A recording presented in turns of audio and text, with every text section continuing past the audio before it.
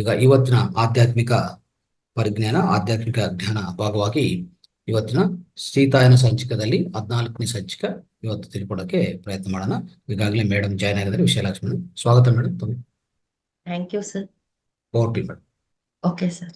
ಮೊದಲನೆಯದಾಗಿ ನನಗೆ ಜನ್ಮ ನೀಡಿದ ನನ್ನ ತಂದೆ ತಾಯಿಗಳಿಗೆ, ಬ್ರಹ್ಮರ್ಷಿ ಪಿತಾಮಹ ಪತ್ರಿಜಿಯವರಿಗೂ, ನನ್ನ ಮೊದಲನೆಯ ಗುರುವಾದ ಮನೋರಮಾ ಮೇಡಮ್ ಅವರಿಗೂ, ಮಾರ್ಗದರ್ಶನ ಗುರುಗಳಾದ ಪ್ರೇಮ್ನಾಥ್ ಸರ್ ಹಾಗೂ ಎಲ್ಲಾ ಪಿರಮಿಡ್ ಮಾಸ್ಟರ್ಸಿಗೂ, ಈ ಅನ್ಟೋಲ್ಡ್ ಸ್ಟೋರಿ ಆಫ್ ಸೀತಾ ಪುಸ್ತಕವನ್ನು ಬರೆದ ದೀನಾ ಮರಿಯಂ ಮೇಡಮ್ ಅವರಿಗೂ, ಅದನ್ನು ತೆಲುಗಿನಲ್ಲಿ ಅದ್ಭುತವಾಗಿ ಅನುವಾದ ಮಾಡಿದ ಸರೋಜಾ ಗೊಲ್ಲಪಲ್ಲಿ ಮೇಡಮ್ ಅವರಿಗೂ, ಹಾಗೂ ಈ ಒಂದು ಸೀತಾಯಣವನ್ನ ಕೇಳಲ ಝೂಮ್ ಸೆಷನ್ ನಲ್ಲಿ ಜಾಯಿನ್ ಆದ ಪ್ರತಿಯೊಬ್ಬ ಆತ್ಮ ಬಂಧುಗಳಿಗೂ ನನ್ನ ಕೋಟಿ ಕೋಟಿ ಪ್ರಣಾಮಗಳು ಮತ್ತು ಕೃತಜ್ಞತೆಗಳು. ಫ್ರೆಂಡ್ಸ್, ನಾವು ಕಳೆದ ಸಂಚಿಕೆಯಲ್ಲಿ ಸೀತಾಮಾತೆ ಒಂದು ಹುಲಿಯ ಜೊತೆ ಯಾವ ರೀತಿ ನಡ್ಕೊಂಡ್ರು, ಆ ಮಗುವನ್ನ ಕಳೆದುಕೊಂಡ ತಾಯಿಯ ಜೊತೆ ಯಾವ ರೀತಿ ನಡ್ಕೊಂಡ್ರು, ಹಾಗೆ ಒಬ್ಬ ಮಹಾರಾಣಿ, ಆಕೆಯ ಮಗಳು ಗಾಯಗೊಂಡ ಪರಿಸ್ಥಿತಿಯಲ್ಲಿ ಆ ನೋವನ್ನೆಲ್ಲ ತಾನೇ ತಗೊಂಡು ಅವರನ್ನ ಸಂಪೂರ್ಣವಾಗಿ ಆಕೆ ಆರೋಗ್ಯವಾಗುವಂತೆ ಮಾಡಿದ ಎಲ್ಲಾ ವಿಷಯಗಳನ್ನ ನಾವು ತಿಳ್ಕೊಂಡ್ವಿ. ಇದರಿಂದ ಸೀತಾಮಾತೆ ಎಷ್ಟು ಶ್ರೇಷ್ಠ ವ್ಯಕ್ತಿತ್ವ ಅಂತ ನಾವು ಅರ್ಥ ಮಾಡ್ಕೊಂಡ್ವಿ. ಈ ದಿನ 14ನೇ ಸಂಚಿಕೆಗೆ ನಾವು ಬರೋಣ. ಲವಕುಶರ ಲಾಲನೆ ಪಾಲನೆಯಲ್ಲಿ ದಿನಗಳು ಕಳೀತಾ ಇವೆ. ಸೀತಮ್ಮ ಆಶ್ರಮದಲ್ಲಿರುವ ವಿಷಯ ನಿಧಾನವಾಗಿ ಸುತ್ತಮುತ್ತಲಿನ ಪ್ರಾಂತಗಳಿಗೆ ಗೊತ್ತಾಗಿ ಪ್ರತಿದಿನ ಅಮ್ಮನ ದರ್ಶನಕ್ಕೆ ಅಂತ ನೂರಾರು ಜನ ಬರ್ತಾ ಇದ್ರು. ಕೆಲವರು ತಮ್ಮ ಕಷ್ಟಗಳನ್ನ ಹೇಳ್ಕೊಳ್ಳೋದಕ್ಕೆ ಬರ್ತಾ ಇದ್ರು, ಕೆಲವರು ತಮ್ಗೆ ಔಷಧ ಬೇಕು ಅಂತ ಬರ್ತಾ ಇದ್ರು, ಕೆಲವರು ತಮ್ಮ ಮಹಾರಾಣಿ ತಮ್ಮ ಪ್ರಾಂತದಲ್ಲೇ ಇದ್ದಾರೆ ಅಂತ ದರ್ಶನ ಪಡೆಯೋದಕ್ಕೆ ಬರ್ತಾ ಇದ್ರು. ಪೂರ್ತಿ ದಿನ ಅಮ್ಮನಿಗೆ ಬಿಡುವೆ ಇಲ್ಲ. ಆದ್ರೂ ಕೂಡ ಅಮ್ಮ ಯಾರನ್ನೂ ನೋಡಲ್ಲ ಅಂತ ಹೇಳ್ತಿರ್ಲಿಲ್ಲ.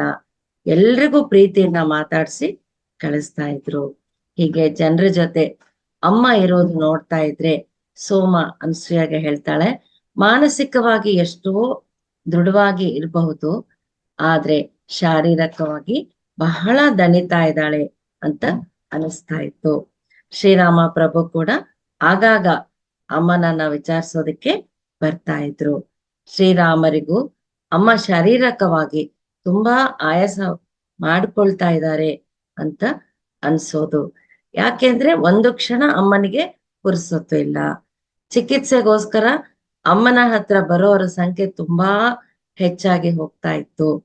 ಅಮ್ಮನಿಗೆ ಬಹಳ ಕಡಿಮೆ ವಿಶ್ರಾಂತಿ ಸಿಗ್ತಾ ಇತ್ತು.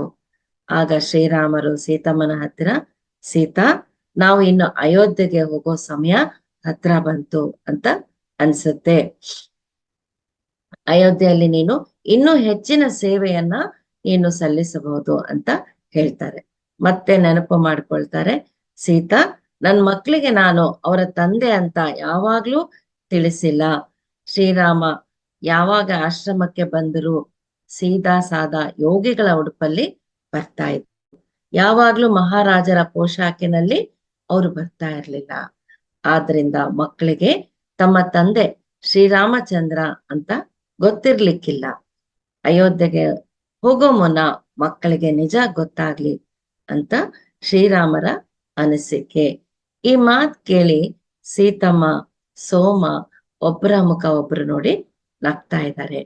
ಅವರ ಪ್ರಕಾರ ಮಕ್ಕಳಿಗೆ ಇದರ ಬಗ್ಗೆ ಗುರುಕುಲದಲ್ಲಿ ಯಾರಾದ್ರೂ ಹೇಳಿರ್ಬಹುದು, ಅಥವಾ ತಾವೇ ಯಾವಾಗ್ಲಾದ್ರೂ ಬಾಯಿ ಜಾರಿರ್ಬಹುದು. ಒಟ್ಟಿನಲ್ಲಿ ಲವಕುಶರಿಗೆ ಈ ವಿಚಾರ ತಿಳಿದಿದೆ ಅಂತ ಅವರ ಅನಿಸಿಕೆ. ಒಂದು ದಿನ ಶ್ರೀರಾಮಚಂದ್ರರು ನಿಶ್ಚಯಿಸಿದ್ರು, ಇನ್ನು ಮಕ್ಕಳಿಗೆ ತಾವೇ ಶ್ರೀರಾಮ ಅಯೋಧ್ಯೆಯ ಮಹಾರಾಜ ಮತ್ತು ಸೀತೆ ಅಯೋಧ್ಯೆಯ ಮಹಾರಾಣಿ ಅನ್ನೋ ವಿಷಯ ಹೇಳ್ಬೇಕು ಅಂತ. ಆ ದಿನ ಮಹಾರಾಜರ ಉಡುಗೆಯಲ್ಲಿ ಬಂದ್ರು. ಶ್ರೀರಾಮರು ಲವಕುಶ ಇಬ್ಬರನ್ನು ಹತ್ರ ಕೂಡಿಸ್ಕೊಂಡ್ರು. ಹೇಗೆ ಪ್ರಾರಂಭ ಮಾಡ್ಬೇಕು ಅಂತ ಗೊತ್ತಾಗ್ತಾ ಇಲ್ಲ. ಆಗ ಸೀತಮ್ಮ, ಸರಿ ನಾನೇ ಮಾತನಾಡ್ತೀನಿ ಅಂತ ಲವಕುಶರಿಗೆ, ಮಕ್ಕಳೇ, ನೀವು ಈಗ ಸಾಕಷ್ಟು ದೊಡ್ಡವರಾಗಿದ್ದೀರಾ, ನಿಮ್ಮ ಜವಾಬ್ದಾರಿಯನ್ನ ನೀವು ತೆಗೆದುಕೋಬೇಕು. ಯಾಕೆಂದ್ರೆ ಆಗಲೇ ಲವಕುಶರು ಸೀತಮ್ಮ ಸೋಮಳಿಗಿಂತ ಎತ್ತರ ಬೆಳೆದ್ಬಿಟ್ಟಿದ್ರು. ಅವರು ಗುರುಕುಲದಲ್ಲಿ ಎಷ್ಟು ಬ್ಯುಸಿ ಆಗಿದ್ರು ಅಂದ್ರೆ ಮಲಗೋದಕ್ಕೆ ಮಾತ್ರ ಕುಟೀರಕ್ಕೆ ಬರ್ತಾ ಇದ್ರು. ಆದ್ದರಿಂದ ಸೀತಮ್ಮ ಅವರಿಗೆ ನೀವು ಇನ್ನು ಜವಾಬ್ದಾರಿಯನ್ನ ತಗೋಬೇಕು ಅಂತ ಹೇಳ್ತಾರೆ. ಆಗ ಮಕ್ಕಳು ಅವರ ತಂದೆಯನ್ನ ಗಮನಿಸಿ ನೋಡಿದ್ರು. ಯಾವಾಗಿನ ತರಹ ಸಾಧಾರಣ ಉಡುಗೆ ಅಲ್ಲದೆ ಮಹಾರಾಜ ಪೋಷಾಕಿನಲ್ಲಿ ಅವರಿದ್ದಾರೆ. ಶ್ರೀರಾಮರು ಮಕ್ಕಳಿಗೆ ಹೇಳ್ತಾರೆ, ಅಯೋಧ್ಯೆಯ ಮಹಾರಾಜ ಶ್ರೀರಾಮಚಂದ್ರ ನಾನು ಮತ್ತೆ ಮಹಾರಾಣಿ ಸೀತಾದೇವಿ ನಿನ್ನ ತಾಯಿ ಅಂತ ಹೇಳಿ ಮಕ್ಕಳ ಮುಖವನ್ನೇ ನೋಡ್ತಾ ಇದ್ದಾರೆ. ಆಗ ಮಕ್ಕಳು ಥಟ್ಟನೆ ನಕ್ಬಿಡ್ತಾರೆ. ಅವರ ಮುಖದಲ್ಲಿ ಯಾವ ಆಶ್ಚರ್ಯವೂ ಇಲ್ಲ. ತಂದೆ ನಮ್ಗೆ ಈ ವಿಷಯ ಎಷ್ಟೋ ದಿನಗಳಿಂದ ಗೊತ್ತು. ಆಗ ಶ್ರೀರಾಮರು, ಹಾಗಾದ್ರೆ ನೀವು ನಮ್ಮನ್ನ ಯಾಕೆ ಪ್ರಶ್ನೆ ಮಾಡ್ಲಿಲ್ಲ ಅಂತ ಕೇಳ್ತಾರೆ. ತಂದೆ ತಾಯಿ ಮಾಡೋ ಯಾವ ಕಾರ್ಯವನ್ನು ನಾವು ಪ್ರಶ್ನಿಸೋದಿಲ್ಲ. ಯಾಕೆಂದ್ರೆ ಅವ್ರು ಏನ್ ಮಾಡಿದ್ರು ನಮ್ಮ ಒಳ್ಳೆಯದಕ್ಕೆ ಅಂತ ಗೊತ್ತು. ಮಕ್ಕಳ ಈ ಮಾತು ಕೇಳಿ ಶ್ರೀರಾಮರು ತುಂಬಾ ಮುಗ್ಧವಾಗಿ ಪ್ರೀತಿಯಿಂದ ಇಬ್ಬರು ಮಕ್ಕಳನ್ನ ಹತ್ರ ಕರ್ಕೊಳ್ತಾರೆ. ನಿನ್ನ ಅಮ್ಮ ನಿಮ್ಮನ್ನ ಎಷ್ಟು ಚೆನ್ನಾಗಿ ಬೆಳೆಸಿದಾಳೆ. ನೀವು ಅಯೋಧ್ಯೆಯಲ್ಲಿ ಬೆಳೆದಿದ್ರೆ ಇಷ್ಟು ವಿವೇಕ ಇರೋರು ಆಗ್ತಾ ಇದ್ರು ಇಲ್ವೋ ನನಗೀಗ ಅರ್ಥ ಆಗ್ತಾ ಇದೆ. ಸೀತೆ ನಿಮ್ಮನ್ನ ಇಲ್ಲಿ ಬೆಳೆಸೋದ್ರಲ್ಲಿ ಎಷ್ಟೋ ಪರಮಾರ್ಥ ಇದೆ ಅಂತ. ಶ್ರೀರಾಮರು ಮಕ್ಕಳ ಈ ವಿನಯವನ್ನ ವಿಧೇಯತೆಯನ್ನ ಬಹಳ ಮೆಚ್ಕೊಳ್ತಾ ಇದ್ದಾರೆ. ಮಕ್ಕಳು ತಂದೆಗೆ ಹೇಳಿ ಗುರುಕುಲಕ್ಕೆ ಹೊರಟು ಹೋಗ್ತಾರೆ. ಶ್ರೀರಾಮರು ಹೇಳ್ತಾರೆ, ಸೀತೆ ಇನ್ನು ಭೃಗು ಮಹರ್ಷಿ ಖ್ಯಾತಿ ಅಮ್ಮ ಅವರಿಗೆ ಮುಕ್ತಿ ಸಿಗುವ ಸಮಯ ಹತ್ರ ಬಂದಿದೆ. ಅವರಿಗೆ ಮುಕ್ತಿ ಬಂದ ತಕ್ಷಣ ನಾವು ಶಾಪದಿಂದ ವಿಮುಕ್ತಿಯನ್ನ ಪಡ್ಕೊಳ್ತೀವಿ. ಹಾಗೆ ಆದ್ರೆ ನಮ್ಮ ಪರಿವಾರ ಎಲ್ಲ ಹಾಯಾಗಿ ಒಂದೇ ಕಡೆ ಇರಬಹುದು. ಸೀತೆ ನೀನು ಅಯೋಧ್ಯೆಗೆ ಬರೋದಕ್ಕೆ ತಯಾರಿ ಮಾಡ್ಕೋ ಅಂತ ಸೀತಮ್ಮನ ಹತ್ರ ಹೇಳ್ತಾರೆ. ಹಾಗೆ ಹೇಳ್ತಾ ಇದ್ರೆ ಶ್ರೀರಾಮರಿಗೆ ಎಷ್ಟೋ ಆನಂದ ಮುಖದಲ್ಲಿ ಕಾಣ್ತಾ ಇದೆ. ಇಷ್ಟು ವರ್ಷಗಳ ನಂತರ ಸೀತಮ್ಮ ಮತ್ತು ಮಕ್ಕಳ ಜೊತೆಯಲ್ಲಿ ಇರಬಹುದು ಅನ್ನೋ ಆಲೋಚನೆ ಅವರಿಗೆ ಆನಂದವನ್ನ ತಂದ್ಕೊಡ್ತಾ ಇದೆ. ಸೀತಮ್ಮ ಏನೂ ಮಾತನಾಡದೆ ತಲೆ ಅಲ್ಲಾಡ್ಸಿದ್ಲು. ಸೋಮಗೆ ಏನೂ ಅರ್ಥವಾಗ್ಲೇ ಇಲ್ಲ. ಇದೇನು ಭೃಗು ಮಹರ್ಷಿ ಖ್ಯಾತಿ ಅಮ್ಮ ಅವರ ಮುಕ್ತಿ ಹೊಂದುವ ಸಮಯ ಹತ್ರ ಬಂದಾಯ್ತು. ಹಾಗೆ ಶ್ರೀರಾಮರು ಸೀತಾಮಾತಾ ಶಾಪ ವಿಮೋಚನೆಯಾಗಿ ಎಲ್ರೂ ಹಾಯಾಗಿ ಅಯೋಧ್ಯೆಯಲ್ಲಿರ್ಬಹುದು ಅಂತ ಶ್ರೀರಾಮರು ಅಷ್ಟು ಸಂತೋಷದಿಂದ ಹೇಳಿದ್ರು. ಅಮ್ಮನಲ್ಲಿ ಯಾಕೆ ಏನು ಪ್ರತಿಕ್ರಿಯೆ ಇಲ್ಲ, ಸ್ಪಂದನೆ ಇಲ್ಲ. ಸೋಮಗೆ ಆಶ್ಚರ್ಯ ಆಗುತ್ತೆ. ಶ್ರೀರಾಮರು ಅಯೋಧ್ಯೆಗೆ ತಿರುಗಿ ಹೊರಟು ಹೋದ್ಮೇಲೆ ಅಮ್ಮ ಏನೋ ಆಲೋಚನೆ ಮಾಡ್ತಾ ನಿಂತಿದ್ರು. ಸೋಮ ಅಮ್ಮನ ಹತ್ತಿರ ಬಂದು, ಅಮ್ಮ ನಿನಗೆ ಇಷ್ಟ ಇದ್ದರೂ ಅದು ನಡೆಯುವುದಿಲ್ಲ. ಅಮ್ಮನ ಮುಖದಲ್ಲಿ ಉದಾಸೀನ ಭಾವ, ದುಃಖ.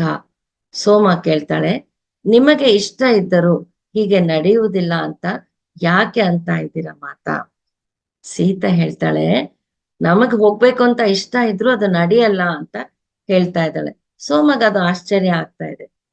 ಏನಮ್ಮ ಹಾಗಂದ್ರೆ ನಿಮಗೆ ಇಷ್ಟ ಇದ್ರು ಹೀಗೆ ನಡೆಯುವುದಿಲ್ಲ ಅಂತ ಯಾಕೆ ಅಂತ ಇದ್ದೀರಾ? ಅಮ್ಮ ಏನೋ ಉತ್ತರ ಕೊಡದೆ ಸೋಮನ ಕಡೆ ಒಂದು ಮುಗುಳ್ನಗೆಯನ್ನ ಬೀರಿ ಕುಟೀರದೊಳಗೆ ಹೋಗ್ಬಿಡ್ತಾಳೆ. ಮಾತೆಗೆ ಉತ್ತರ ಕೊಡೋದಕ್ಕೆ ಇಷ್ಟ ಇಲ್ಲ ಅಂದ್ರೆ ಹಾಗೆ ಮಾಡೋದು ಸಹಜ. ಕೆಲವು ದಿನ ಕಳೆದು ಹೋದ್ವು. ಒಂದು ದಿನ ಅಮ್ಮ ಕುಟೀರದ ಹೊರಗೆ ಉದ್ಯಾನವನದಲ್ಲಿ ಕುಳಿತು ಆಕಾಶದ ಕಡೆ ನೋಡ್ತಾ ಇದ್ಲು. ಅಷ್ಟರಲ್ಲಿ ಸೋಮ ಅಮ್ಮನಿಗೆ ಮಲಗುವಾಗ ಪ್ರತಿದಿನ ಯಾವುದೋ ಪಾನೀಯ ಅಥವಾ ಹಾಲು ಕೊಡುವ ರೂಢಿ. ಅಮ್ಮನಿಗೆ ಅದನ್ನ ತಗೊಂಡ್ ಬಂದು ಅಮ್ಮನ ಪಕ್ಕದಲ್ಲಿ ಕುಳಿತು, ಅಮ್ಮ ಯಾಕೆ ಆಕಾಶದ ಕಡೆ ನೋಡ್ತಾ ಇದ್ದಾರೆ ಅಂತ ತಾನು ಆಕಾಶದ ಕಡೆ ನೋಡಿದ್ಲು. ಸೋಮ ನೋಡಲಿ ಆಕಾಶದಲ್ಲಿ ಹಬ್ಬ ನಡೀತಾ ಇದೆ ಅಂತ ಮಾತೆ ಹೇಳಿದ್ಲು. ಆಕಾಶದಲ್ಲಿ ಎಂತ ಹಬ್ಬ ಅಂತ ಸೋಮ ಮೇಲೆ ನೋಡಿದ್ರೆ ಆಕಾಶದಲ್ಲಿ 2 ನಕ್ಷತ್ರಗಳು ಕಾಂತಿಯಿಂದ ಹೊಳಿತಾ ಇವೆ. ಸಾಧಾರಣವಾದ ಕಾಂತಿ ಅಲ್ಲದೆ ಒಂದು ದೊಡ್ಡ ವಿಸ್ಫೋಟ ನಡೆದಿದೆ ಅನ್ನುವ ರೀತಿ ಕಾಣ್ತಾ ಇದೆ. ಆ 2 ನಕ್ಷತ್ರಗಳು 2 ಅಗ್ನಿಗೋಳಗಳ ತರಹ ಕಾಣಿಸ್ತಾ ಇವೆ. ಅದನ್ನ ನೋಡಿ ಸೋಮ, ಅಮ್ಮ ಇದಕ್ಕೆ ಏನು ಅರ್ಥ ಅಂತ ಕೇಳ್ತಾಳೆ. ಭೃಗು ಮಹರ್ಷಿ ಖ್ಯಾತಿಯಮ್ಮ ಮುಕ್ತಿಯನ್ನ ಪಡೆದರು, ಪರಬ್ರಹ್ಮದಲ್ಲಿ ಲೀನವಾದ್ರು. ಈಗ ಇನ್ನು ಅವರಿಗೆ ಯಾವ ಮಾಯ ಬಂಧನಗಳಿಲ್ಲ. ಹುಟ್ಟು ಸಾವು ಕರ್ಮಚಕ್ರದಿಂದ ಅವರು ಮುಕ್ತಿ ಹೊಂದಿದ್ದಾರೆ. ಅದಕ್ಕೋಸ್ಕರ ನಕ್ಷತ್ರ ಮಂಡಲ, ಬ್ರಹ್ಮಾಂಡ ಎಲ್ಲವೂ ಹಬ್ಬ ಆಚರಿಸ್ತಾ ಇವೆ. ನಿನಗೆ ಕೇಳಿಸ್ತಾ ಇಲ್ವಾ ಸೋಮ? ಅವರು ಅನುಭವಿಸ್ತಾ ಇರೋ ಆನಂದದ ಅನುಭೂತಿ ನಿನಗೆ ಆಗ್ತಾ ಇಲ್ವಾ? ಆ ದಿವ್ಯ ಲೋಕಗಳಲ್ಲಿ ಅವರು ನಡೆಸಿಕೊಳ್ತಾ ಇರೋ ಹಬ್ಬ ನಿನಗೆ ಕಾಣಿಸ್ತಾ ಇಲ್ವಾ ಸೋಮ ಅಂತ ಮಾತೆ ಕೇಳ್ತಾಳೆ. ಒಂದ್ ನಿಮಿಷ ಮಾಸ್ಟರ್. ಆಗ ಸೋಮ, ಅಮ್ಮ ನೀನು ಏನು ಒಂದು ಆನಂದವನ್ನ ಅನುಭೂತಿಯನ್ನ ಹೊಂದುತ್ತಾ ಇದೆಯೋ ನಾನು ಪಡೆಯೋದಕ್ಕೆ ಆಗ್ತಾ ಇಲ್ಲ ಅಂತ ನಕ್ಕು ಸೋಮನಾಗ್ತಾಳೆ. ಸೋಮ ಹೇಳ್ತಾಳೆ, ಸೀತಮ್ಮ ಹೇಳ್ತಾಳೆ, ಸೋಮ, ಆಕಾಶದಲ್ಲಿ ನಾವು ನಕ್ಷತ್ರಗಳ ಕಾಂತಿ ಸ್ಫೋಟ ನೋಡಿದ್ವಲ್ಲ, ಅದೇ ಸಂಕೇತಕ್ಕೆ ನಾನು ಎದುರು ನೋಡ್ತಾ ಇದ್ದೆ. ಇನ್ನು ನಮ್ಮ ಆಶ್ರಮ ಜೀವನ ಇಲ್ಲಿಗೆ ಮುಕ್ತಾಯವಾದ ಹಾಗೆ. ಆಗ ಸೋಮ ಸಂತೋಷದಿಂದ, ಹಾಗಾದ್ರೆ ಅಮ್ಮ ನಾನು ಎಲ್ಲವನ್ನ ಹೋಗೋದಕ್ಕೆ ಸರಿ ಮಾಡ್ಲಾ ಅಂತ ಕೇಳ್ತಾಳೆ. ಆಗ ಅಮ್ಮ, ಇಲ್ಲ ಸೋಮ, ಇನ್ನೂ ಒಂದು ಬೇಡಿಕೆ ನಂದು ಉಳಿದಿದೆ ಅಂತ,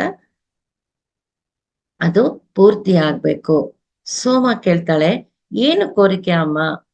ಯಾಕೆಂದ್ರೆ ಸೋಮಗೆ ಅಮ್ಮನಿಗೆ ಕೋರಿಕೆ ಇರುತ್ತೆ ಅಂತ ಯಾವಾಗ್ಲೂ ಗೊತ್ತಿಲ್ಲ. ಯಾಕೆಂದ್ರೆ ಅಮ್ಮ ನನಗೆ ಇದು ಬೇಕು ಅದು ಬೇಕು ಅಂತ ಯಾವತ್ತೂ ಕೇಳಿಲ್ಲ. ಅದಕ್ಕೆ ಸೋಮಗೆ ಆಶ್ಚರ್ಯ. ತುಂಬಾ ಹೊತ್ತು ಅಮ್ಮ ಮಾತನಾಡುವುದಿಲ್ಲ.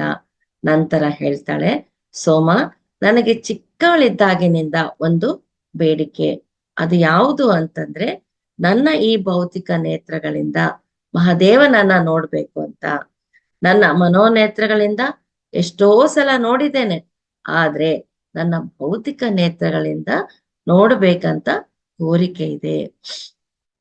ಅಂದ್ರೆ ಮಾಸ್ಟರ್ಸ್, ಧ್ಯಾನದಲ್ಲಿ ಆಕೆ ಮಹಾದೇವನನ್ನ ಎಷ್ಟೋ ಸಲ ದರ್ಶನ ಪಡ್ಕೊಂಡಿದ್ದಾರೆ, ಆದ್ರೆ ಭೌತಿಕ ಕಣ್ಣುಗಳಿಂದ ಅವರನ್ನ ನೋಡ್ಬೇಕು ಅನ್ನೋ ಕೋರಿಕೆ ಸೀತಾಮಾತೆದು.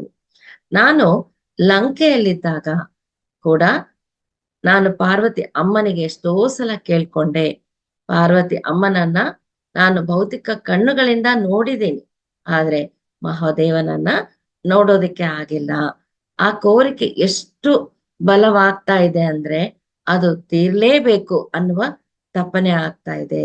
ಪಾರ್ವತಿ ದೇವಿಗೆ ನನ್ನ ಈ ಕೋರಿಕೆಯ ಬಗ್ಗೆ ಗೊತ್ತು, ಆ ತಾಯಿನೇ ನನಗೆ ಸಹಾಯ ಮಾಡ್ತಾಳೆ ಅಂತ ಹೇಳಿದ್ದು.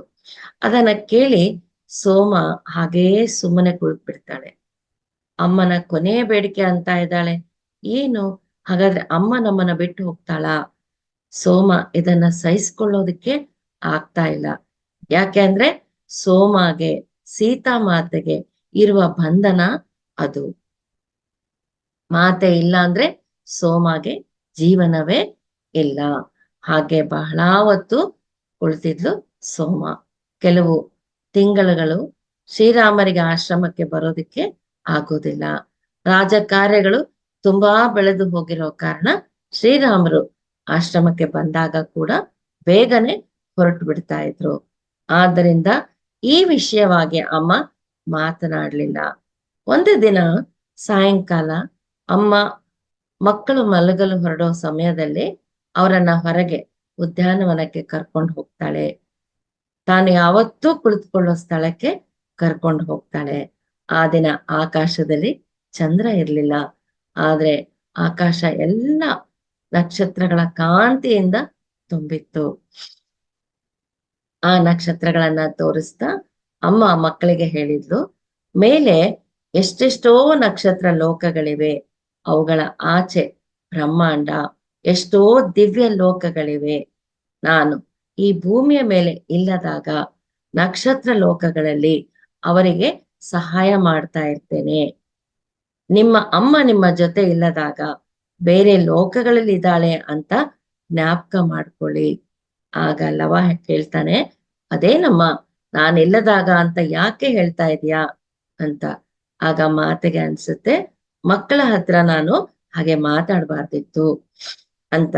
ಹಾಗಲ್ಲ ಮಕ್ಕಳೇ, ನಾನು ನಿಮ್ಮ ಜೊತೆ ಯಾವಾಗ್ಲೂ ಇರ್ತೇನೆ, ಆದ್ರೆ ಬೇರೆ ಲೋಕದವರಿಗೆ ನನ್ನ ಅವಶ್ಯಕತೆ ಬೀಳಬಹುದು ಅಂತ ಸ್ವಲ್ಪ ಹೊತ್ತು ಅಮ್ಮ ಮೌನವಾಗ್ಬಿಡ್ತಾಳೆ. ಮಕ್ಕಳೇ ಮೇಲ್ ನೋಡಿ, ಅವು ಬರೀ ನಕ್ಷತ್ರಗಳಲ್ಲ, ನಿಮ್ಮ ಸ್ನೇಹಿತರು. ಅವು ಯಾವಾಗ್ಲೂ ನಿಮ್ಮ ಮೇಲೆ ಪ್ರೀತಿಯನ್ನ ಹರಿಸ್ತಾ ಇವೆ ಅಂತ ಮಕ್ಕಳಿಗೆ ಜ್ಯೋತಿಷ್ಯ ಶಾಸ್ತ್ರದ ಕುರಿತು ಹೇಳ್ತಾಳೆ. ಆ ನಕ್ಷತ್ರಗಳು ನಮ್ಮ ಭವಿಷ್ಯವನ್ನ ಸೂಚಿಸ್ತವೆ. ಆ ನಕ್ಷತ್ರಗಳ ಸ್ಥಾನವನ್ನ ಅವಲಂಬಿಸಿ ನಮ್ಮ ಜೀವನದಲ್ಲಿ ಎಷ್ಟೆಷ್ಟೋ ಸವಾಲುಗಳು ಬರ್ತವೆ.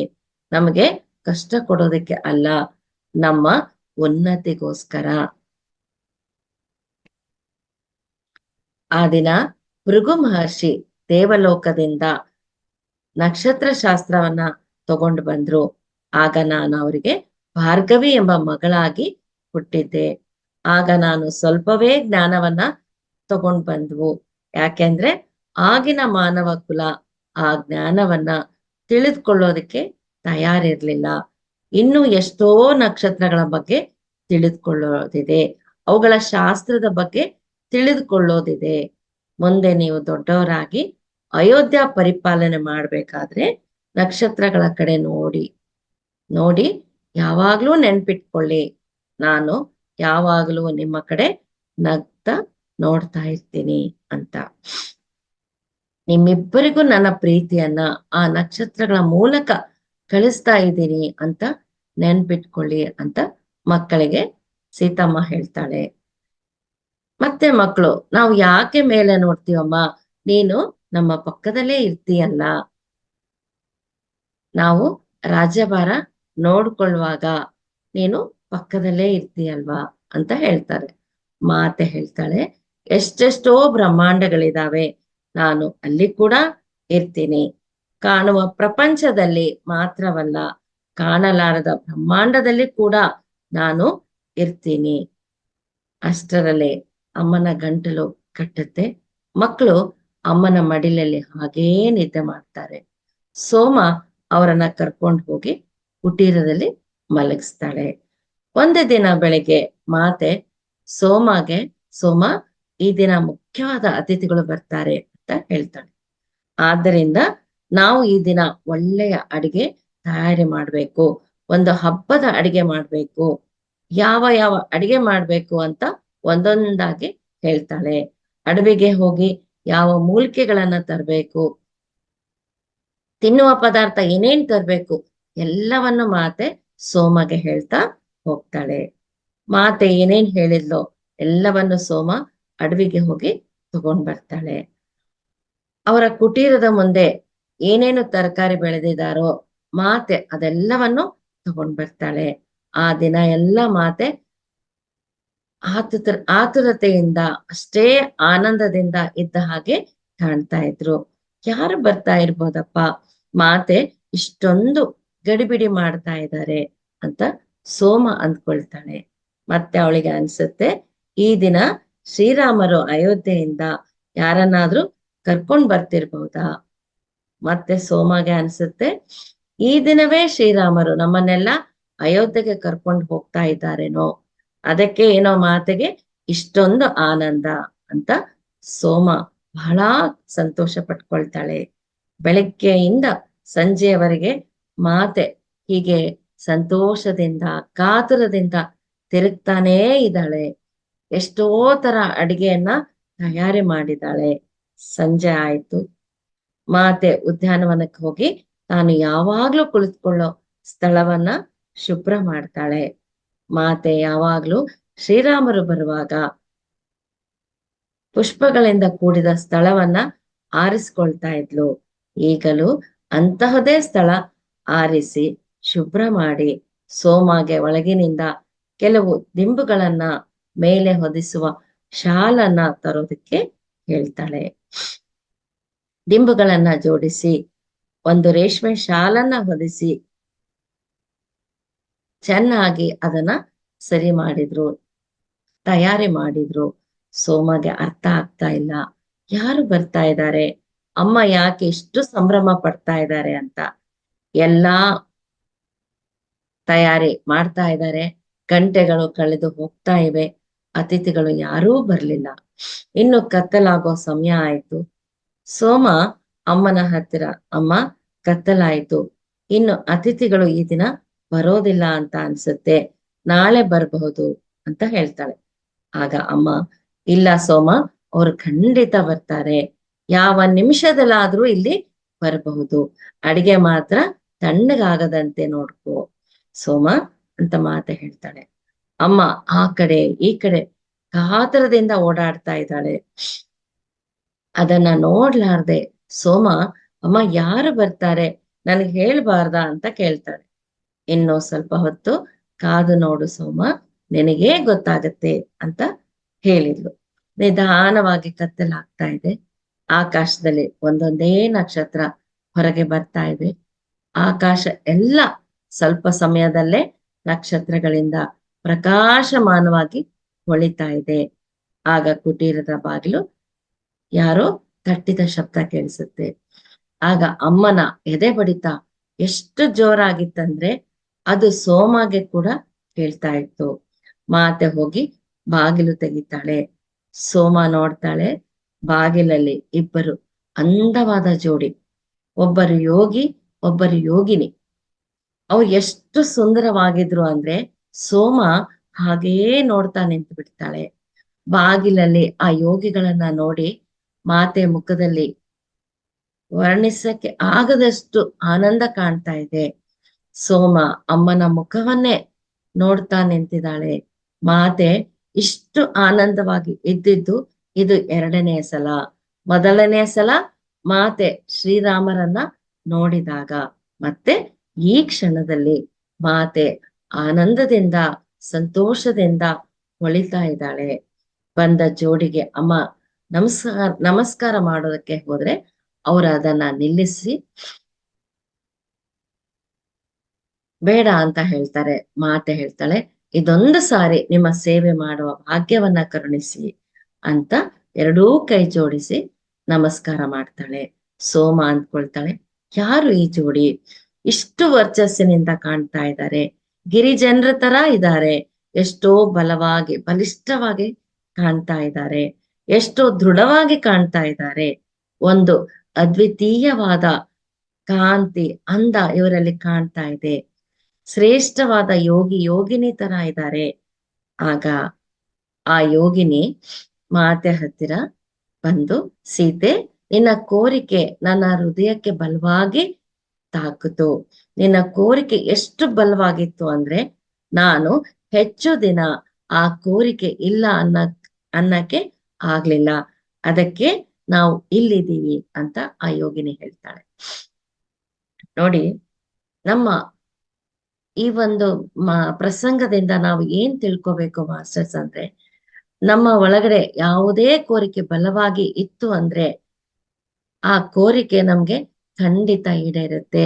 ಆ ಕೋರಿಕೆ ವಿಶ್ವಕ್ಕೆ ಹೋಗಿ ವಿಶ್ವ ನಮ್ಮ ಕೋರಿಕೆಯನ್ನ ಈಡೇರಿಸುತ್ತೆ.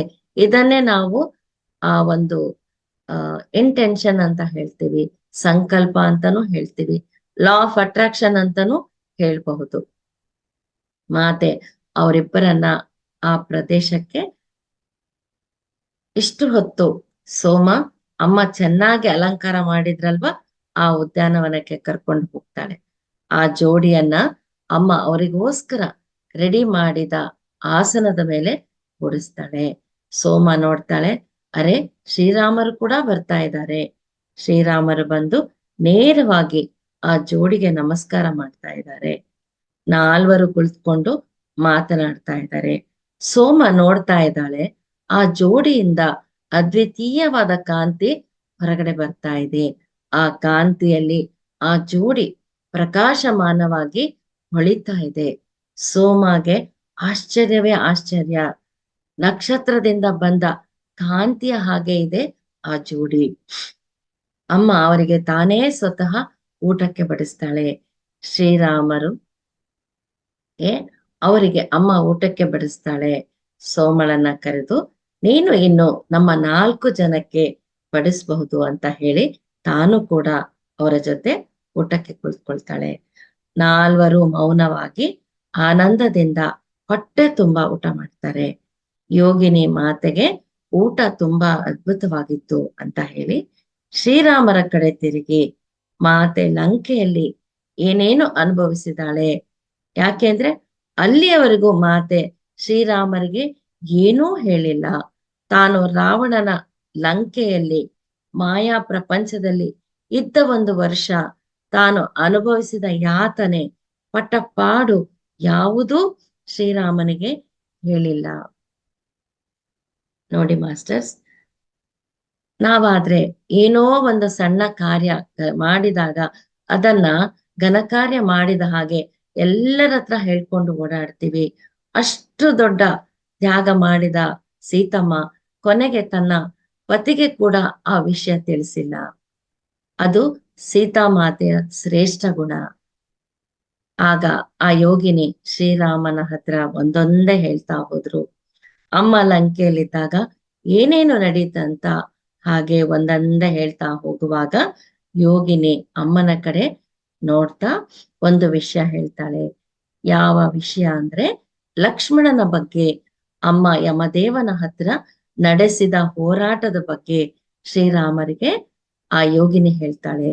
ಆ ದಿನ ರಾವಣನ ವಿಷಪೂರಿತ ಬಾಣ ಲಕ್ಷ್ಮಣನಿಗೆ ತಾಕಿದಾಗ ಸೀತಮ್ಮ ತನ್ನ ಸೂಕ್ಷ್ಮ ಶರೀರದೊಂದಿಗೆ ಲಕ್ಷ್ಮಣನ ಹತ್ತಿರ ಹೋಗಿ ಅವನ ಪ್ರಾಣಕ್ಕೋಸ್ಕರ ಯಮನ ಹತ್ತಿರ ಹೋರಾಟ ನಡೆಸಿದ ವಿಷಯ. ಇದೆಲ್ಲವನ್ನು ಕೇಳ್ತಾ ಇದ್ರೆ ಶ್ರೀರಾಮರಿಗೆ ಆಶ್ಚರ್ಯ. ಇದೇನು ಶ್ರೀರಾಮರಿಗೆ ಗೊತ್ತಿಲ್ಲ. ಆಗ ಯೋಗಿನಿ ಹೇಳ್ತಾಳೆ, ಆ ದಿನ ಸೀತಮ್ಮ ಅಲ್ಲಿ ಇರ್ಲಿಲ್ಲ ಅಂದ್ರೆ ಲಕ್ಷ್ಮಣ ನಮ್ಗೆ ಸಿಗ್ತಾ ಇರ್ಲಿಲ್ಲ, ಬದುಕ್ತಾ ಇರ್ಲಿಲ್ಲ. ಶ್ರೀರಾಮರು ಮಾತೆ ಕಡೆ ನೋಡಿ ಆಶ್ಚರ್ಯದಿಂದ ನೋಡ್ತಾ ಇದ್ದಾರೆ. ಮಾತೆ ಅದೆಲ್ಲವನ್ನು ಕೇಳ್ತಾ ಸುಮ್ಮನೆ ಕೂತಿದ್ದಾಳೆ. ಆಗ ಶ್ರೀರಾಮನಿಗೆ ಅರ್ಥ ಆಗತ್ತೆ, ಲಕ್ಷ್ಮಣನಿಗೋಸ್ಕರ ಎಂತಹ ತ್ಯಾಗ, ದೊಡ್ಡ ತ್ಯಾಗ ಮಾಡಿದಾಳೆ ಅಂತ. ಯಾವ ತ್ಯಾಗ? ಲಕ್ಷ್ಮಣನಿಗೋಸ್ಕರ ತನ್ನ ಆಯುಷ್ಯದ ಸ್ವಲ್ಪ ಭಾಗವನ್ನ ಕೊಡುವುದಾಗಿ ಯಮನ ಹತ್ರ ಒಪ್ಪಂದ ಮಾಡ್ಕೊಂಡಿರುವ ತ್ಯಾಗ. ಅದನ್ನ ಕೇಳಿದ ಶ್ರೀರಾಮರು ತುಂಬಾನೇ ವಿಲವಿಲ ಅಂತ ಒದ್ದಾಡ್ಬಿಟ್ರು. ಇಷ್ಟು ಮಾಡಿದ ಸೀತೆ ನನಗೆ ಏನೂ ಹೇಳಿಲ್ಲ ಅಂತ. ಆ ಒಪ್ಪಂದಕ್ಕೆ ಯಾವುದಾದರೂ ಬೇರೆ ಮಾರ್ಗ ಇರಬಹುದಲ್ವಾ ಅಂತ ಶ್ರೀರಾಮರು ಕೇಳ್ತಾರೆ. ಆಗ ಯೋಗಿನಿ ಹೇಳ್ತಾಳೆ, ಅದು ಸೀತಮ್ಮ ಮಾಡಿಕೊಂಡ ಒಪ್ಪಂದ, ಅದಕ್ಕೆ ಬೇರೆ ಮಾರ್ಗ ಎಲ್ಲಿದೆ? ಇನ್ನು ಶ್ರೀರಾಮರಿಗೆ ಇದು ಸಹಿಸೋಕೆ ಆಗ್ತಾ ಇಲ್ಲ. ಸೀತಮ್ಮ ಇಲ್ಲ ಅಂತಂದ್ರೆ ತಾವು ಹೇಗೆ ಬದುಕಿ ಉಳಿಯಬಲ್ಲರು? ಶ್ರೀರಾಮರು ದೀರ್ಘವಾಗಿ ಆಲೋಚನೆ ಮಾಡಿ, ಸೀತಾ ಹೇಗೆ ತನ್ನ ಆಯುಷ್ಯದಲ್ಲಿ ಸ್ವಲ್ಪ ಭಾಗವನ್ನ ಕೊಟ್ಟಿದ್ದಾಳೋ ನಾನು ಕೂಡ ಕೊಡಬಹುದಲ್ವಾ ಅಂತ ಕೇಳ್ತಾರೆ. ಯೋಗಿನಿ ಹೇಳ್ತಾಳೆ, ರಾಮ ನಮ್ಗೆ ಹೆಚ್ಚು ಸಮಯವಿಲ್ಲ ಅಂತ. ಶ್ರೀರಾಮರು ಕೇಳ್ತಾರೆ, ಇನ್ನು ಎಷ್ಟು ವ್ಯವಧಿ ಇದೆ? ಆಗ ಯೋಗಿನಿ ಸೀತೆ ಕಡೆ ನೋಡಿ, ಈ ಶರೀರವನ್ನ ಬಿಟ್ಟು ಯಾವಾಗ ಹೋಗ್ಬೇಕು ಅನ್ನೋದು ನೀನು ಆಯ್ಕೆ ಮಾಡಬಹುದು, ಆದರೆ ಅದು 1 ವರ್ಷದಲ್ಲೇ ನಡಿಬೇಕು. ಅಂದರೆ ಅಮ್ಮನಿಗೆ 1 ವರ್ಷದ ಅವಧಿ ಇದೆ ಅಂತ ಹೇಳಿದ್ಲು. ಅದನ್ನ ಕೇಳಿ ಶ್ರೀರಾಮರು ತುಂಬಾನೇ ನೊಂದುಕೊಳ್ತಾರೆ. ಅಷ್ಟು ಬೇಗನಾ? 1 ವರ್ಷ ಮಾತ್ರ ಇದೆಯಾ? ಶ್ರೀರಾಮನಿಗೆ ಎಷ್ಟೋ ಬಾಧೆ.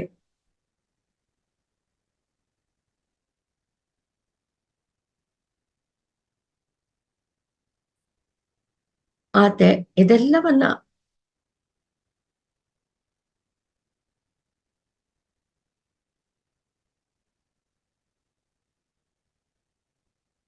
Sorry friends.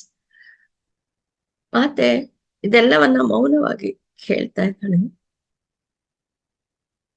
ತನಗೆ ಕೂಡ ಗೊತ್ತಿಲ್ಲ, ತನಗೆ ಇನ್ನೂ 1 ವರ್ಷ ಮಾತ್ರ ಅವಧಿ ಇದೆ ಅಂತ. ಮೊದಲು ಅಮ್ಮನಿಗೆ ಆಶ್ಚರ್ಯ ಆಗತ್ತೆ, ನಂತರ ನಿಧಾನವಾಗಿ ಸುಧಾರಿಸ್ಕೊಂಡು ಹೇಳ್ತಾಳೆ,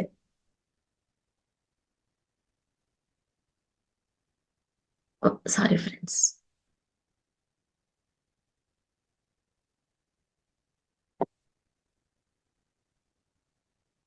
ನಂತರ ನಿಧಾನವಾಗಿ ಸುಧಾರಿಸ್ಕೊಂಡು ಹೇಳ್ತಾಳೆ, ಶ್ರೀರಾಮ, ನಾನು ಕೊಟ್ಟ ಮಾತು ನಾನು ಉಳಿಸ್ಕೊಳ್ಳೇಬೇಕು.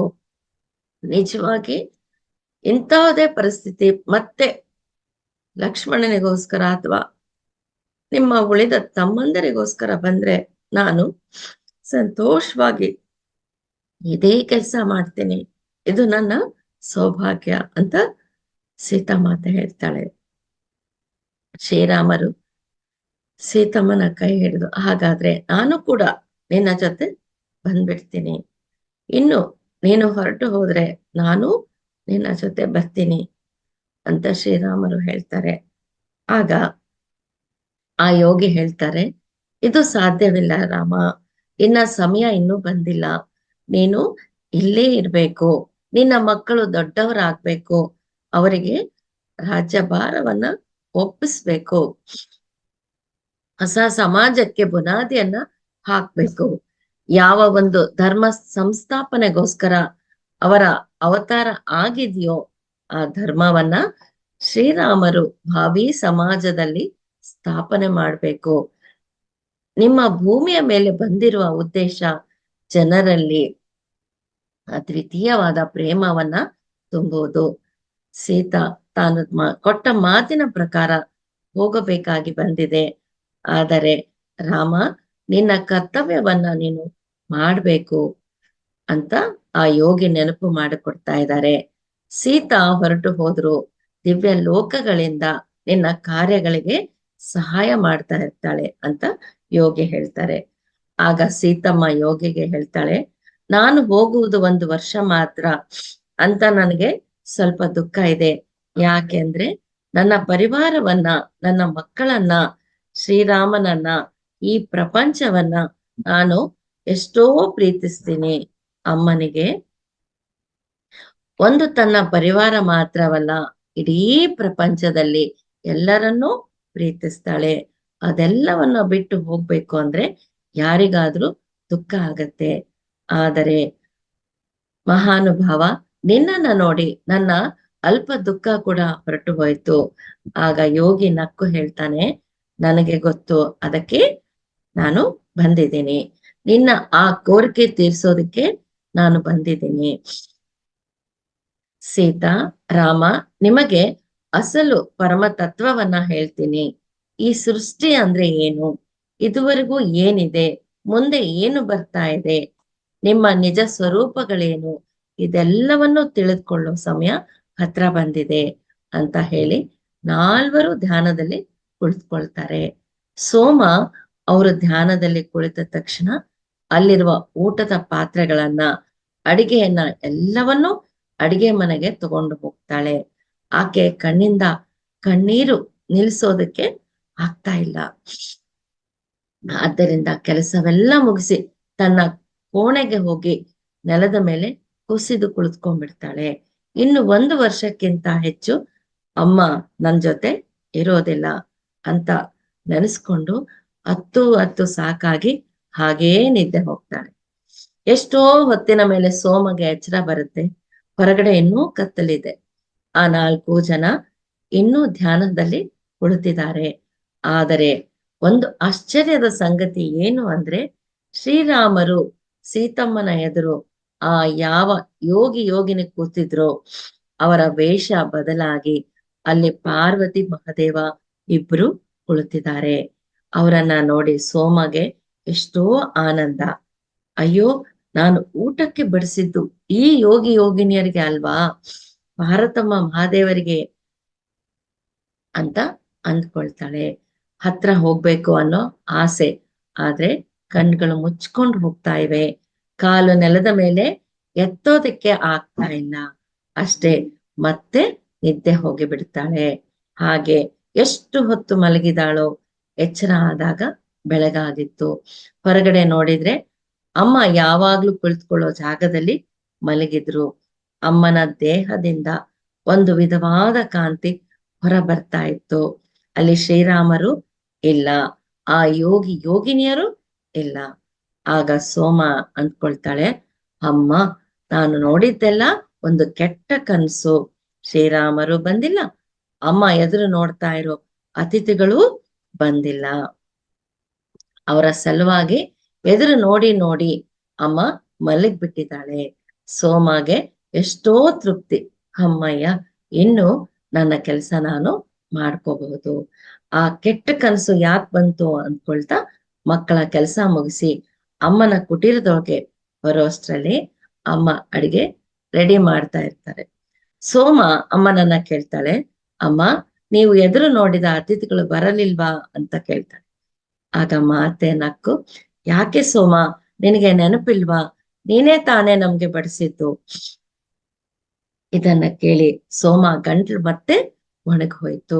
ಅಯ್ಯೋ, ಅದೆಲ್ಲಾ ಕೆಟ್ಟು ಕನ್ಸು ಅಂದ್ಕೊಂಡಿದ್ನಲ್ಲ ನಾನು ಅಂತ ಗಟ್ಟಿಯಾಗಿ ಹೇಳ್ತಾಳೆ.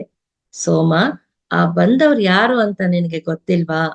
ಒಂದು ಕೆಲಸ ಮಾಡು, ಹೊರಗಡೆ ಇರುವ ಆ ದಿಂಡುಗಳು, ಆ ಶಾಲ್ವ, ಚಾಪೆ ಎಲ್ಲವನ್ನೂ ತಗೊಂಡ್ ಬಾ, ಆಗ ನಿನಗೆ ಗೊತ್ತಾಗತ್ತೆ ಅಂತ ಮಾತೆ ಹೇಳಿದ್ಲು.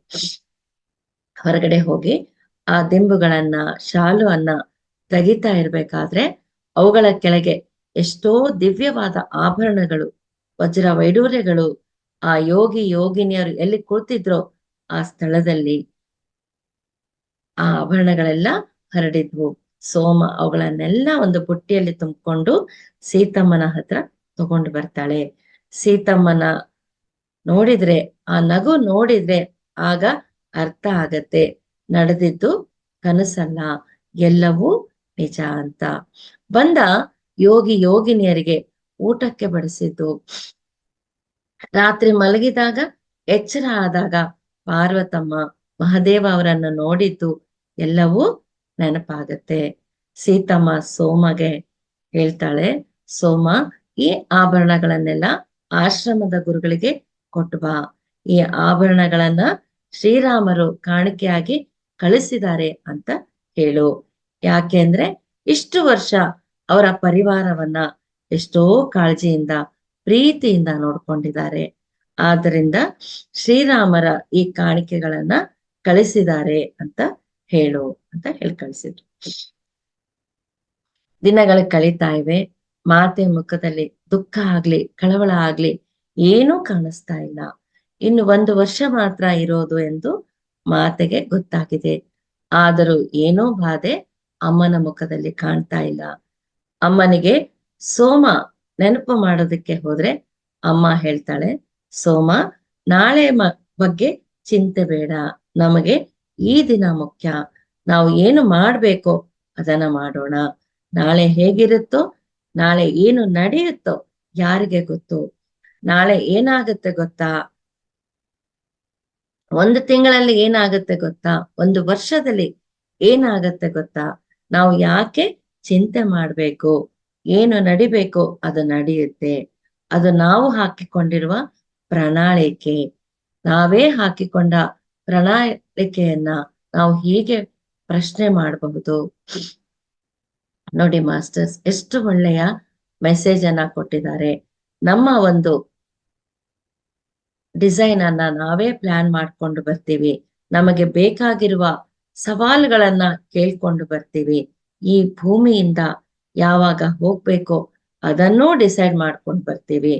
ಎಲ್ಲವೂ ನಮ್ಮ ಪ್ರಣಾಳಿಕೆ ಪ್ರಕಾರ ನಡೀತಾ ಇದ್ರು ಅಜ್ಞಾನದಿಂದ ಎಷ್ಟೋ ವ್ಯಥೆ ಪಡ್ತೀವಿ.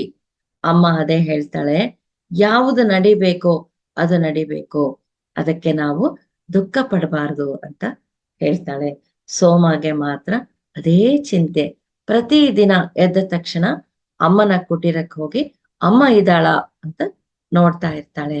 ಸೋಮಾಳ ಈ ಒಂದು ಆತುರ ನೋಡಿ ಅಮ್ಮ, ಸೋಮ, ನಾನ್ ಯಾವಾಗ ಹೋಗೋದು ಅಂತ ಮೊದಲು ನಿನಗೆ ಹೇಳ್ತೀನಿ, ಮಾತು ಕೊಡ್ತಾ ಇದ್ದೀನಿ ಅಂತ ಹೇಳಿದ್ಲು. ಅಮ್ಮ ಪ್ರತಿದಿನ ಸಂಜೆ ಹೊರಗಡೆ ಕುಳಿತು ನಕ್ಷತ್ರಗಳನ್ನ ನೋಡ್ತಾ ಇರ್ತಾಳೆ. ಅಮ್ಮ ಯಾಕೆ ಪ್ರತಿದಿನ ನಕ್ಷತ್ರಗಳನ್ನ ನೋಡ್ತಾ ಇರ್ತಾಳೆ ಅಂತ ಸೋಮಗೆ ಅರ್ಥ ಆಗ್ಲಿಲ್ಲ.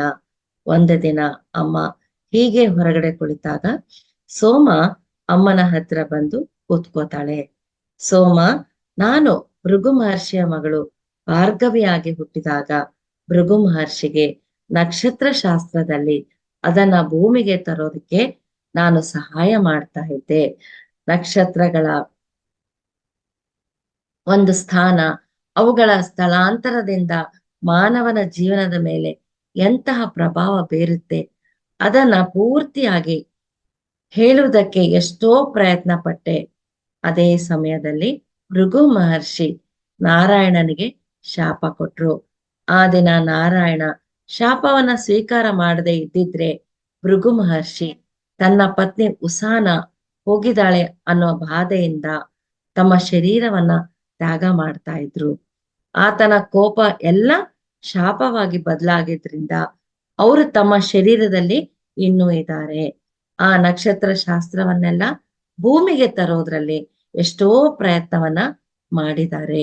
ಇದೆಲ್ಲವೂ ನಾರಾಯಣನಿಗೆ ಗೊತ್ತು. ಆದ್ದರಿಂದ ಆ ದಿನ ಅವರ ಶಾಪವನ್ನ ನಾರಾಯಣರು ಸ್ವೀಕಾರ ಮಾಡಿದ್ರು. ಸೋಮ ಅಮ್ಮನನ್ನ ಕೇಳ್ತಾಳೆ, ಯಾಕೆ ಅಮ್ಮ ಆ ನಕ್ಷತ್ರಗಳ ಕಡೆ ಯಾಕೆ ನೋಡ್ತಾ ಇದೀಯಾ ಅಂತ.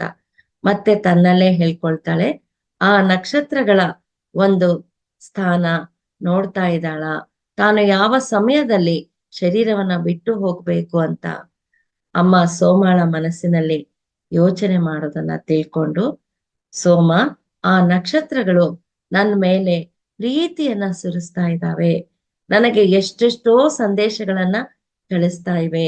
ಸೋಮ, ನಿನ್ನ ಆಲೋಚನೆ ಕೂಡ ಸರಿ, ನಾನು ಈ ಭೂಮಿಯನ್ನ ಬಿಟ್ಟು ಹೋಗುವ ಸಂದೇಶವನ್ನ ಕೂಡ ಕಳಿಸ್ತಾ ಇವೆ.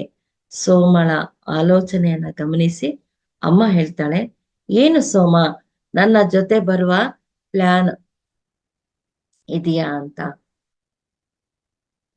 ಸೋಮಳ ಆಲೋಚನೆ ಗೊತ್ತಾಗಿ ಅಮ್ಮ, ಸೋಮ, ನೀನು ನನ್ನ ಜೊತೆ ಬರೋದಕ್ಕೆ ಆಗೋದಿಲ್ಲ, ನಿನ್ನ ಕೆಲಸ ಭೂಮಿ ಮೇಲೆ ಇನ್ನೂ ಇದೆ. ಲವಕುಶರಿದ್ದಾರೆ, ಅವರಿಗೆ ಅಯೋಧ್ಯೆ ಹೊಸದು. ಇಷ್ಟು ದಿನ ತಂದೆಯ ಹತ್ತಿರ ಇಲ್ಲ ಅವರು. ಅಯೋಧ್ಯೆಗೆ, ಶ್ರೀರಾಮನಿಗೆ, ಮಕ್ಕಳಿಗೆ ಮಧ್ಯ ಒಂದು ಬಂಧನ ಅಂದ್ರೆ, ಸಂಪರ್ಕ ಅಂದ್ರೆ ನೀನೇ. ಅದಕ್ಕೆ ನಿನ್ನ ಜವಾಬ್ದಾರಿ ಪೂರ್ತಿ ಆಗಿಲ್ಲ ಸೋಮ, ನೀನು ಅದಕ್ಕೆ ಈ ಭೂಮಿ ಮೇಲೆ ಇರ್ಲೇಬೇಕು ಅಂತ ಅಮ್ಮ ಹೇಳ್ತಾಳೆ. ದಿನಗಳು ಕಳೆದ ಹಾಗೆ ಅಯೋಧ್ಯೆಯಿಂದ ಅಮ್ಮನನ್ನ ನೋಡೋದಕ್ಕೆ ಬರುವ ಜನ ಹೆಚ್ಚಾಗಿ ಹೋಗ್ತಾ ಇದ್ದಾರೆ. ಸೋಮ ಅಂದ್ಕೊಳ್ತಾಳೆ, ಇದೇನಿದು, ಅಮ್ಮ ಇನ್ನೂ ಹೆಚ್ಚು ದಿನ ಇರೋದಿಲ್ಲ ಅಂತ ಜನರಿಗೆ ಗೊತ್ತಾಗಿ ಹೋಯ್ತಾ, ನಾವು ಯಾರಿಗೂ ಈ ವಿಷಯ ಹೇಳಿಲ್ಲ ಅಲ್ವಾ ಅಂತ ಅಂದ್ಕೊಳ್ತಾಳೆ. ಜನ ತಂಡೋಪತಂಡವಾಗಿ ಬರ್ತಾ ಇದ್ದಾರೆ.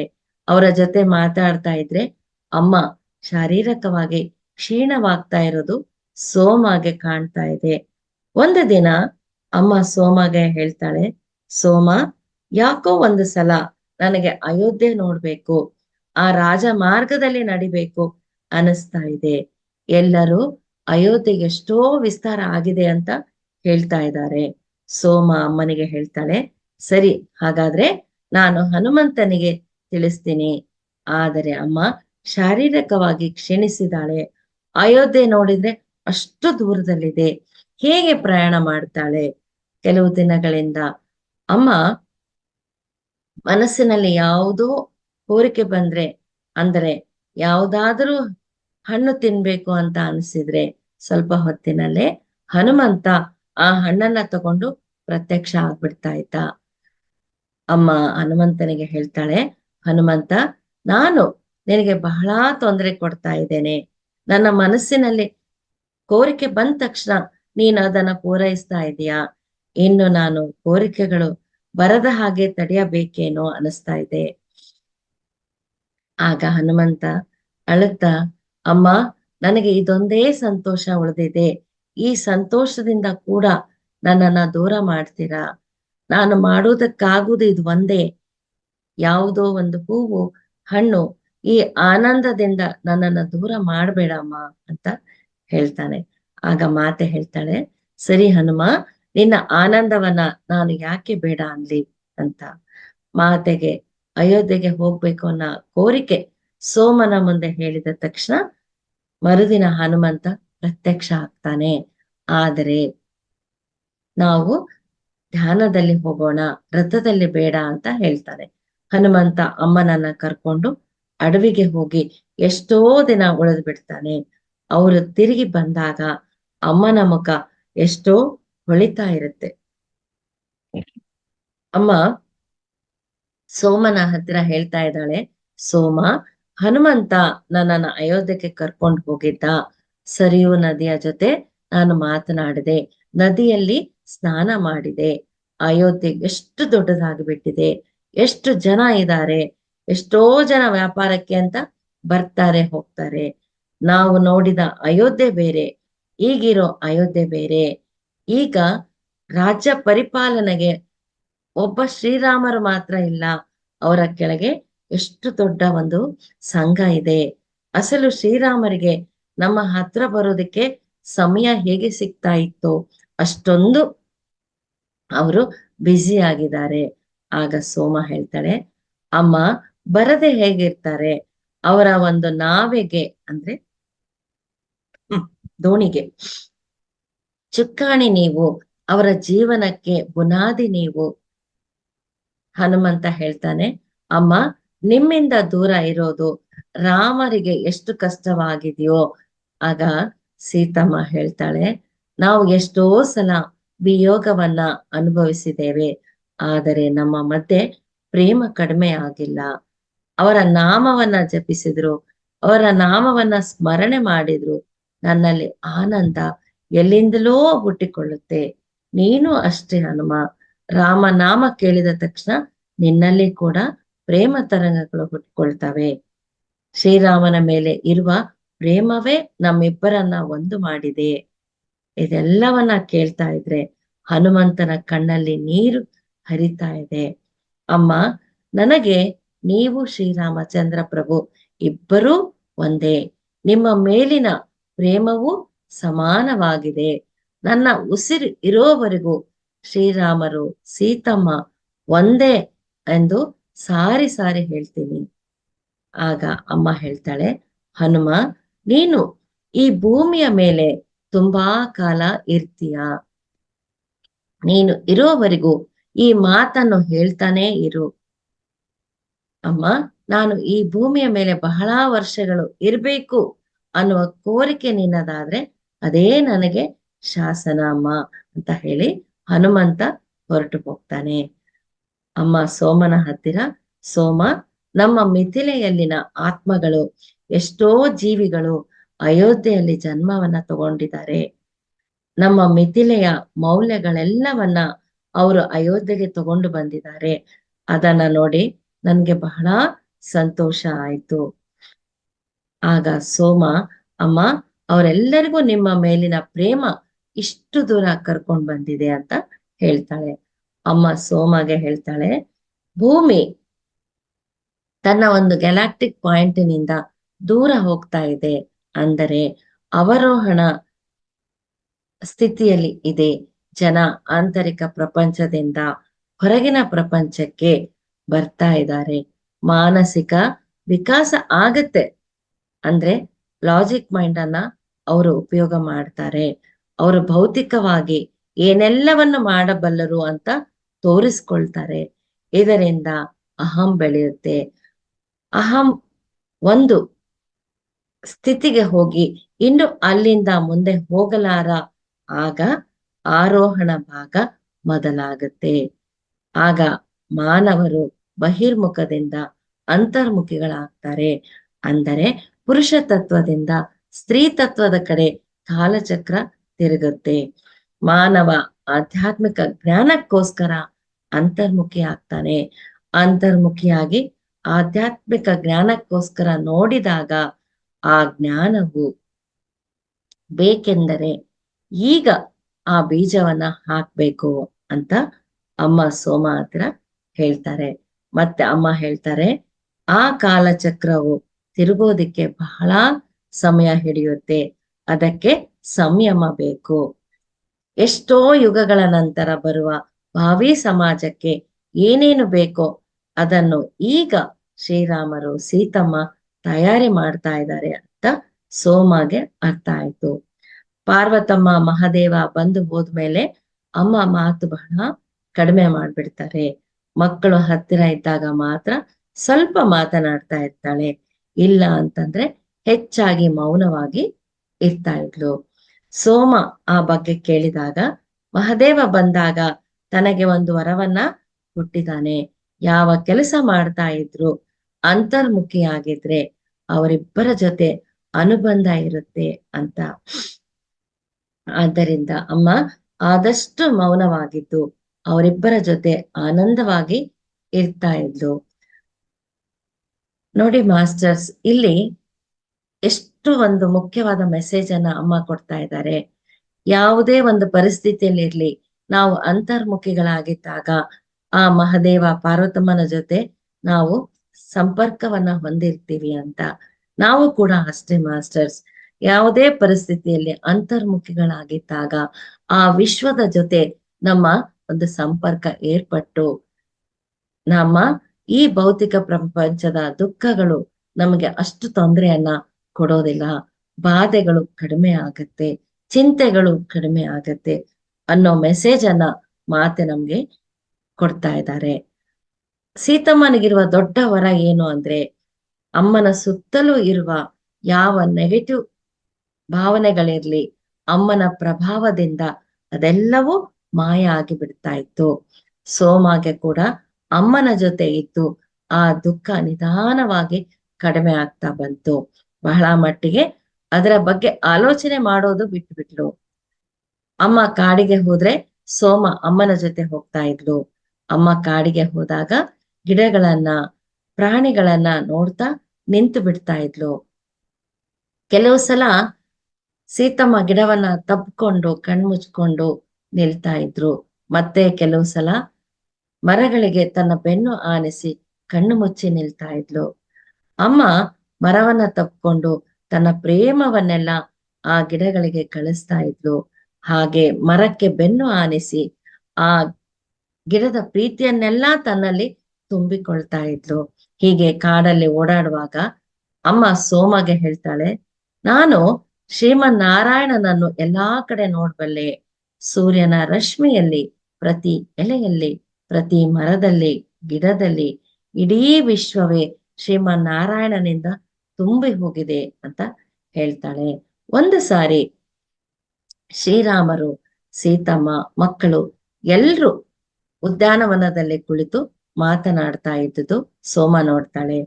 ಅಮ್ಮ ಮಕ್ಕಳಿಬ್ಬರನ್ನು ತನ್ನ ಮಡಿಲಲ್ಲಿ ತೆಗೆದುಕೊಳ್ಳೋದಕ್ಕೆ ಪ್ರಯತ್ನ ಪಡ್ತಾ ಇರ್ತಾಳೆ. ಆದ್ರೆ ಅವರು ಬೆಳೆದು ದೊಡ್ಡವರಾಗ್ತಾ ಇದ್ದಾರೆ, ಅವರಿಗೆ ಇಷ್ಟ ಆಗೋದಿಲ್ಲ, ಅವರು ಹಿಂದೆ ಸರಿತಾ ಇದ್ದಾರೆ. ಮತ್ತೆ ಅಮ್ಮ ಪ್ರೀತಿಯಿಂದ ತನ್ನ ಹತ್ರ ಕರೆದುಕೊಳ್ಳೋದಕ್ಕೆ ನೋಡ್ತಾಳೆ. ಹೀಗೆ ಶ್ರೀರಾಮರು, ಸೀತಮ್ಮ, ಮಕ್ಕಳು ನಗ್ನಗ್ತಾ ಕಾಲ ಕಳೆಯೋದು ನೋಡಿ ಸೋಮಗೆ ಆನಂದ, ಮತ್ತೆ ಒಂಥರ ದುಃಖ.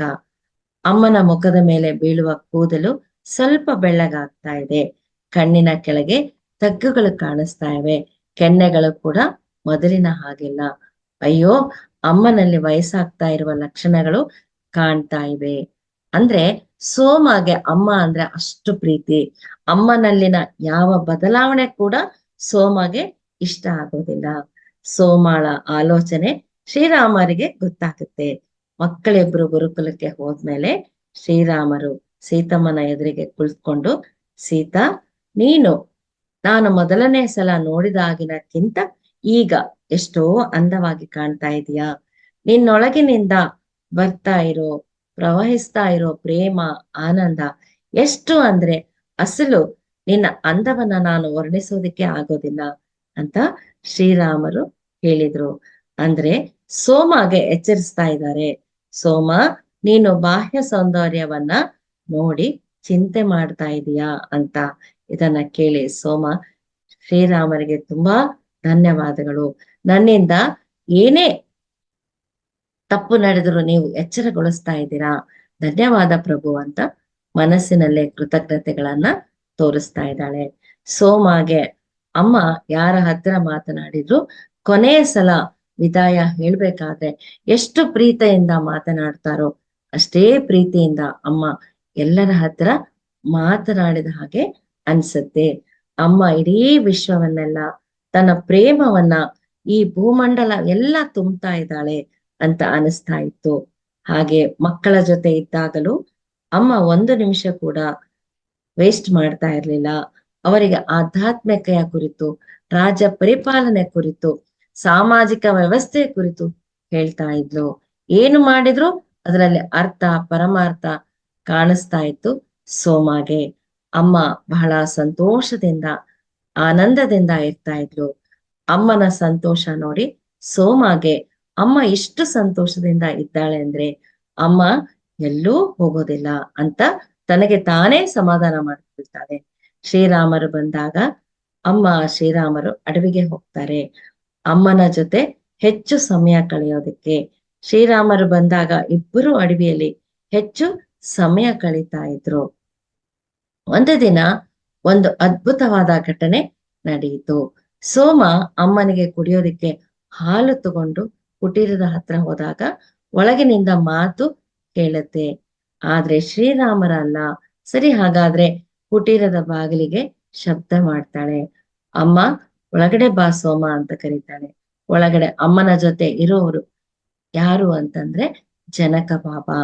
ನೋಡಿದ ತಕ್ಷಣ ಎಷ್ಟೋ ಆನಂದ. ಜನಕ ಬಾಬಾರನ್ನ ನೋಡಿ ಎಷ್ಟು ವರ್ಷಗಳಾಗಿತ್ತು.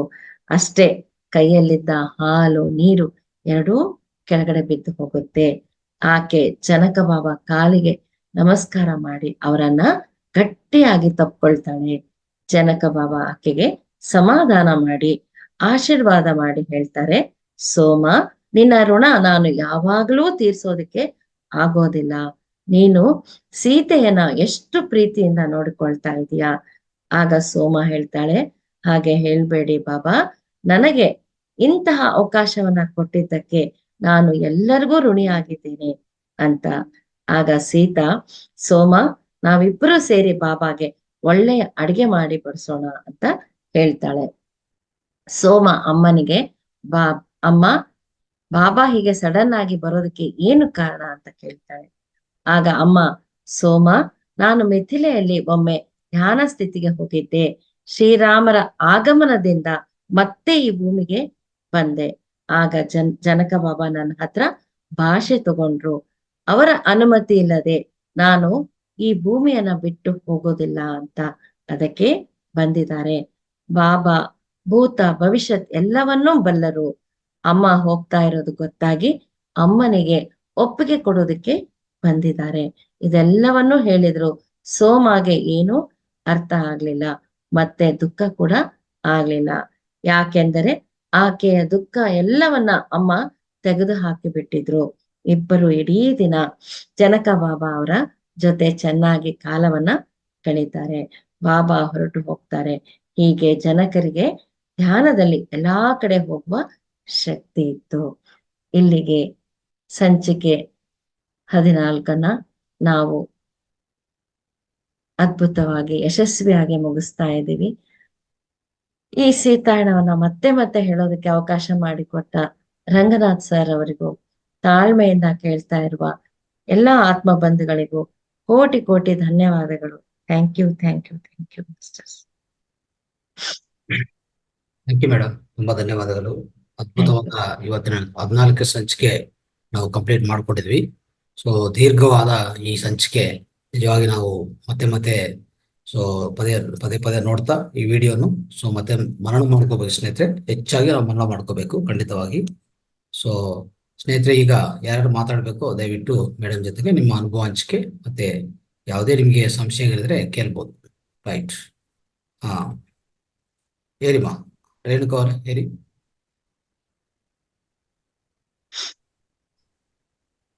ನಮಸ್ತೆ ಮೇಡಮ್. ನಮಸ್ತೆ ಸರ್. ನಮಸ್ತೆ ಮೇಡಮ್.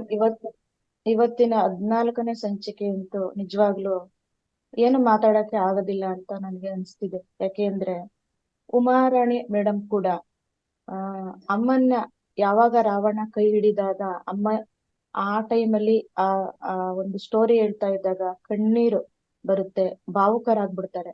ಆದ್ರೆ ನೀವಿವತ್ತು ಯಾವಾಗ ಅಮ್ಮನ ಸಾವಿನ ಸುದ್ದಿ ಅಂತ ಬರುತ್ತೆ, ನೀವು ಕೂಡ ಭಾವುಕರಾದ್ರಿ. ಆದ್ರೆ ಆ ಸುದ್ದಿ ಕೇಳಿ ನಾವೆಲ್ಲರೂ ಕೂಡ ನಿಜವಾಗ್ಲೂ ಭಾವುಕರಾಗಿದ್ದೀವಿ. ನಮಗೂ ಕೂಡ ಕಣ್ಣೀರ್ ಬಂತು ಮೇಡಮ್. ಹೆಚ್ಚಿನದಾಗಿ ಹೇಳಕ್ ಹೋದ್ರೆ ಇಲ್ಲಿ ಕಣ್ಣೀರ ಧಾರೆನೆ ಹರಿಯುತ್ತೆ. ಹಾಗಾಗಿ ಈ ಸಂಚಿಕೆಯಲ್ಲಿ ಹೆಚ್ಚಿಗೆ ಏನು ಹೇಳೋದಕ್ಕೆ ಇಷ್ಟಪಡಲ್ಲ. ತುಂಬಾ ಚೆನ್ನಾಗಿ ನಡೆಸ್ಕೊಟ್ಟಿದ್ದೀರಾ. Thank you madam. ಥ್ಯಾಂಕ್ ಎಲ್ಲ ಯು ಮೇಡಮ್. ಮಾಸ್ಟರ್ಸ್ಗೂ ಧನ್ಯವಾದಗಳು. Thank you madam.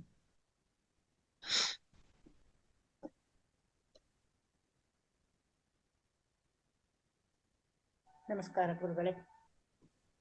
ನಮಸ್ಕಾರ.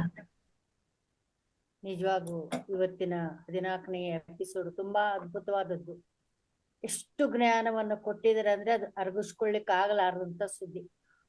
ಈ ವಿಷಯ ಉಮಾ ಮೇಡಮ್ ಅವ್ರು ಕೂಡ ಹೇಳಿದ್ರು. ಅವತ್ತು ಕೂಡ ಅವ್ರು ಬಹಳಷ್ಟು ದುಃಖಪಟ್ರು. ಇವತ್ತು ನಿಜವಾಗ್ಲೂ ಇದೇನು ಸಂತೋಷ ಅಂತ ತಿಳ್ಕೊಳ್ಬೇಕು, ದುಃಖ ಅಂತ ತಿಳ್ಕೊಳ್ಬೇಕು ಗೊತ್ತಾಗ್ತಾ ಇಲ್ಲ ಮೇಡಮ್. ಅಷ್ಟು ಅದ್ಭುತವಾದಂತಹ ಸಂಗತಿ. ಅಷ್ಟರಲ್ಲೇ ಎಲ್ಲವನ್ನ ಸೀತಾಮಾತೆ ತನ್ನ ಮಕ್ಕಳಿಗಾಗಿ, ತನ್ನ ಮಗನಾದಂತ ಲಕ್ಷ್ಮಣಿಗಾಗಿ ಮತ್ತು ತನ್ನ ಅಯೋಧ್ಯೆಗಾಗಿ ಎಷ್ಟು ತ್ಯಾಗವನ್ನು ಮಾಡಿದ್ರು, ಎಷ್ಟು ಶ್ರೇಷ್ಠತೆ ಇತ್ತು ಅನ್ನೋದನ್ನು ಕೂಡ ಇದರಲ್ಲಿ ನಾವು ತಿಳ್ಕೊಳ್ಳಿಕ್ಕೆ ಸಾಧ್ಯತೆ ಆಗತ್ತೆ. ವಿಚಿತ್ರ, ಏನ್ ಹೇಳ್ಬೇಕನ್ನೋದು ಗೊತ್ತಾಗ್ತಾ ಇಲ್ಲ ಮೇಡಮ್. ಇವತ್ತು ನಿಜವಾಗೂ ಏನು ಸಂತೋಷದ ನೀರು ಕಣ್ಣೀರು ಗೊತ್ತಾಗ್ತಾ ಇಲ್ಲ, ಏನ್ ದುಃಖದಂತ ಗೊತ್ತಾಗ್ತಾ ಇಲ್ಲ. ನಿಜವಾಗೂ ಇವತ್ತಿನ ಸಂಗತಿ ಅದ್ಭುತವಾದಂತಹ ಸಂಗತಿ. ಏನ್ ಹೇಳ್ಬೇಕನ್ನೋದು ಗೊತ್ತಾಗ್ತಾ ಇಲ್ಲ, ಶಬ್ದಗಳೇ ಬರ್ತಾ ಇಲ್ಲ. ಏನು ಶಬ್ದಗಳು ಮಾತಾಡೋಣ. ಆದ್ರೆ ಏನಂದ್ರೆ ಏನಂದ್ರೆ ಹೆಣ್ಣಿನ ಜೀವನ ತ್ಯಾಗಮಯ ಜೀವನ, ಶ್ರೇಷ್ಠವಾದಂಥದ್ದು. ಎಲ್ಲಾ ಮಾತೆಯರು ಕೂಡ ತನ್ನ ಸಂಸಾರದ ಬಗ್ಗೆ, ತನ್ನ ಮಕ್ಕಳ ಬಗ್ಗೆ ವಿಷಯ ಬಂತಂದ್ರೆ ಮಾತ್ರ ಇಷ್ಟೇ ತ್ಯಾಗವನ್ನು ಮಾಡಿ ಇಡೀ ಜಗತ್ತಿನಲ್ಲಿ ಹೋರಾಡ್ತಾಳ ಅನ್ನೋದು ಮಾತ್ರ ಈ 14ನೇ ಎಪಿಸೋಡ್ಲಿಂದ ಗೊತ್ತಾಗ್ತದೆ ಮೇಡಮ್. ಏನು ಹೆಚ್ಚಿಗೆ ಹೇಳಿಕ್ ಆಗಲ್ಲ, ತಡ್ಕೊಳಿಕ್ ಆಗ್ತಾ ಇಲ್ಲ ಮೇಡಮ್. ಧನ್ಯವಾದಗಳು. Yes madam.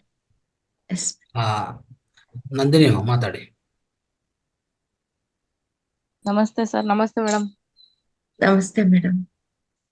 ಮೇಡಮ್ ಇವತ್ತಿನ ಕತೆ ಸೀತಾಯಣ ಮಾತ್ರ ತುಂಬಾ ಚೆನ್ನಾಗಿ ಹೇಳಿದ್ರಿ ಮೇಡಮ್. ಒಂದೊಂದು ವಿಚಾರಗಳನ್ನು ತುಂಬಾ ಸೂಕ್ಷ್ಮವಾಗಿ ಹೇಳಿದ್ರಿ. ಎಲ್ಲ ನಮ್ ಕಣ್ಣೆದುರುಗಡೆನೆ ನಡೀತಾ ಇದೆ ಅನ್ನೋ ತರ ಫೀಲ್ ಆಗ್ತೈತಿ ಮೇಡಮ್. ಆದ್ರೆ ನೀವ್ ಹೇಳ್ದಾಗ ನಿಜವಾಗ್ಲೂ ರೇಣುಕಾ ಮೇಡಮ್ ಹೇಳ್ದಂಗೆ ಸಖತ್ತು ದುಃಖ ಆಗ್ತಾ ಇತ್ತು.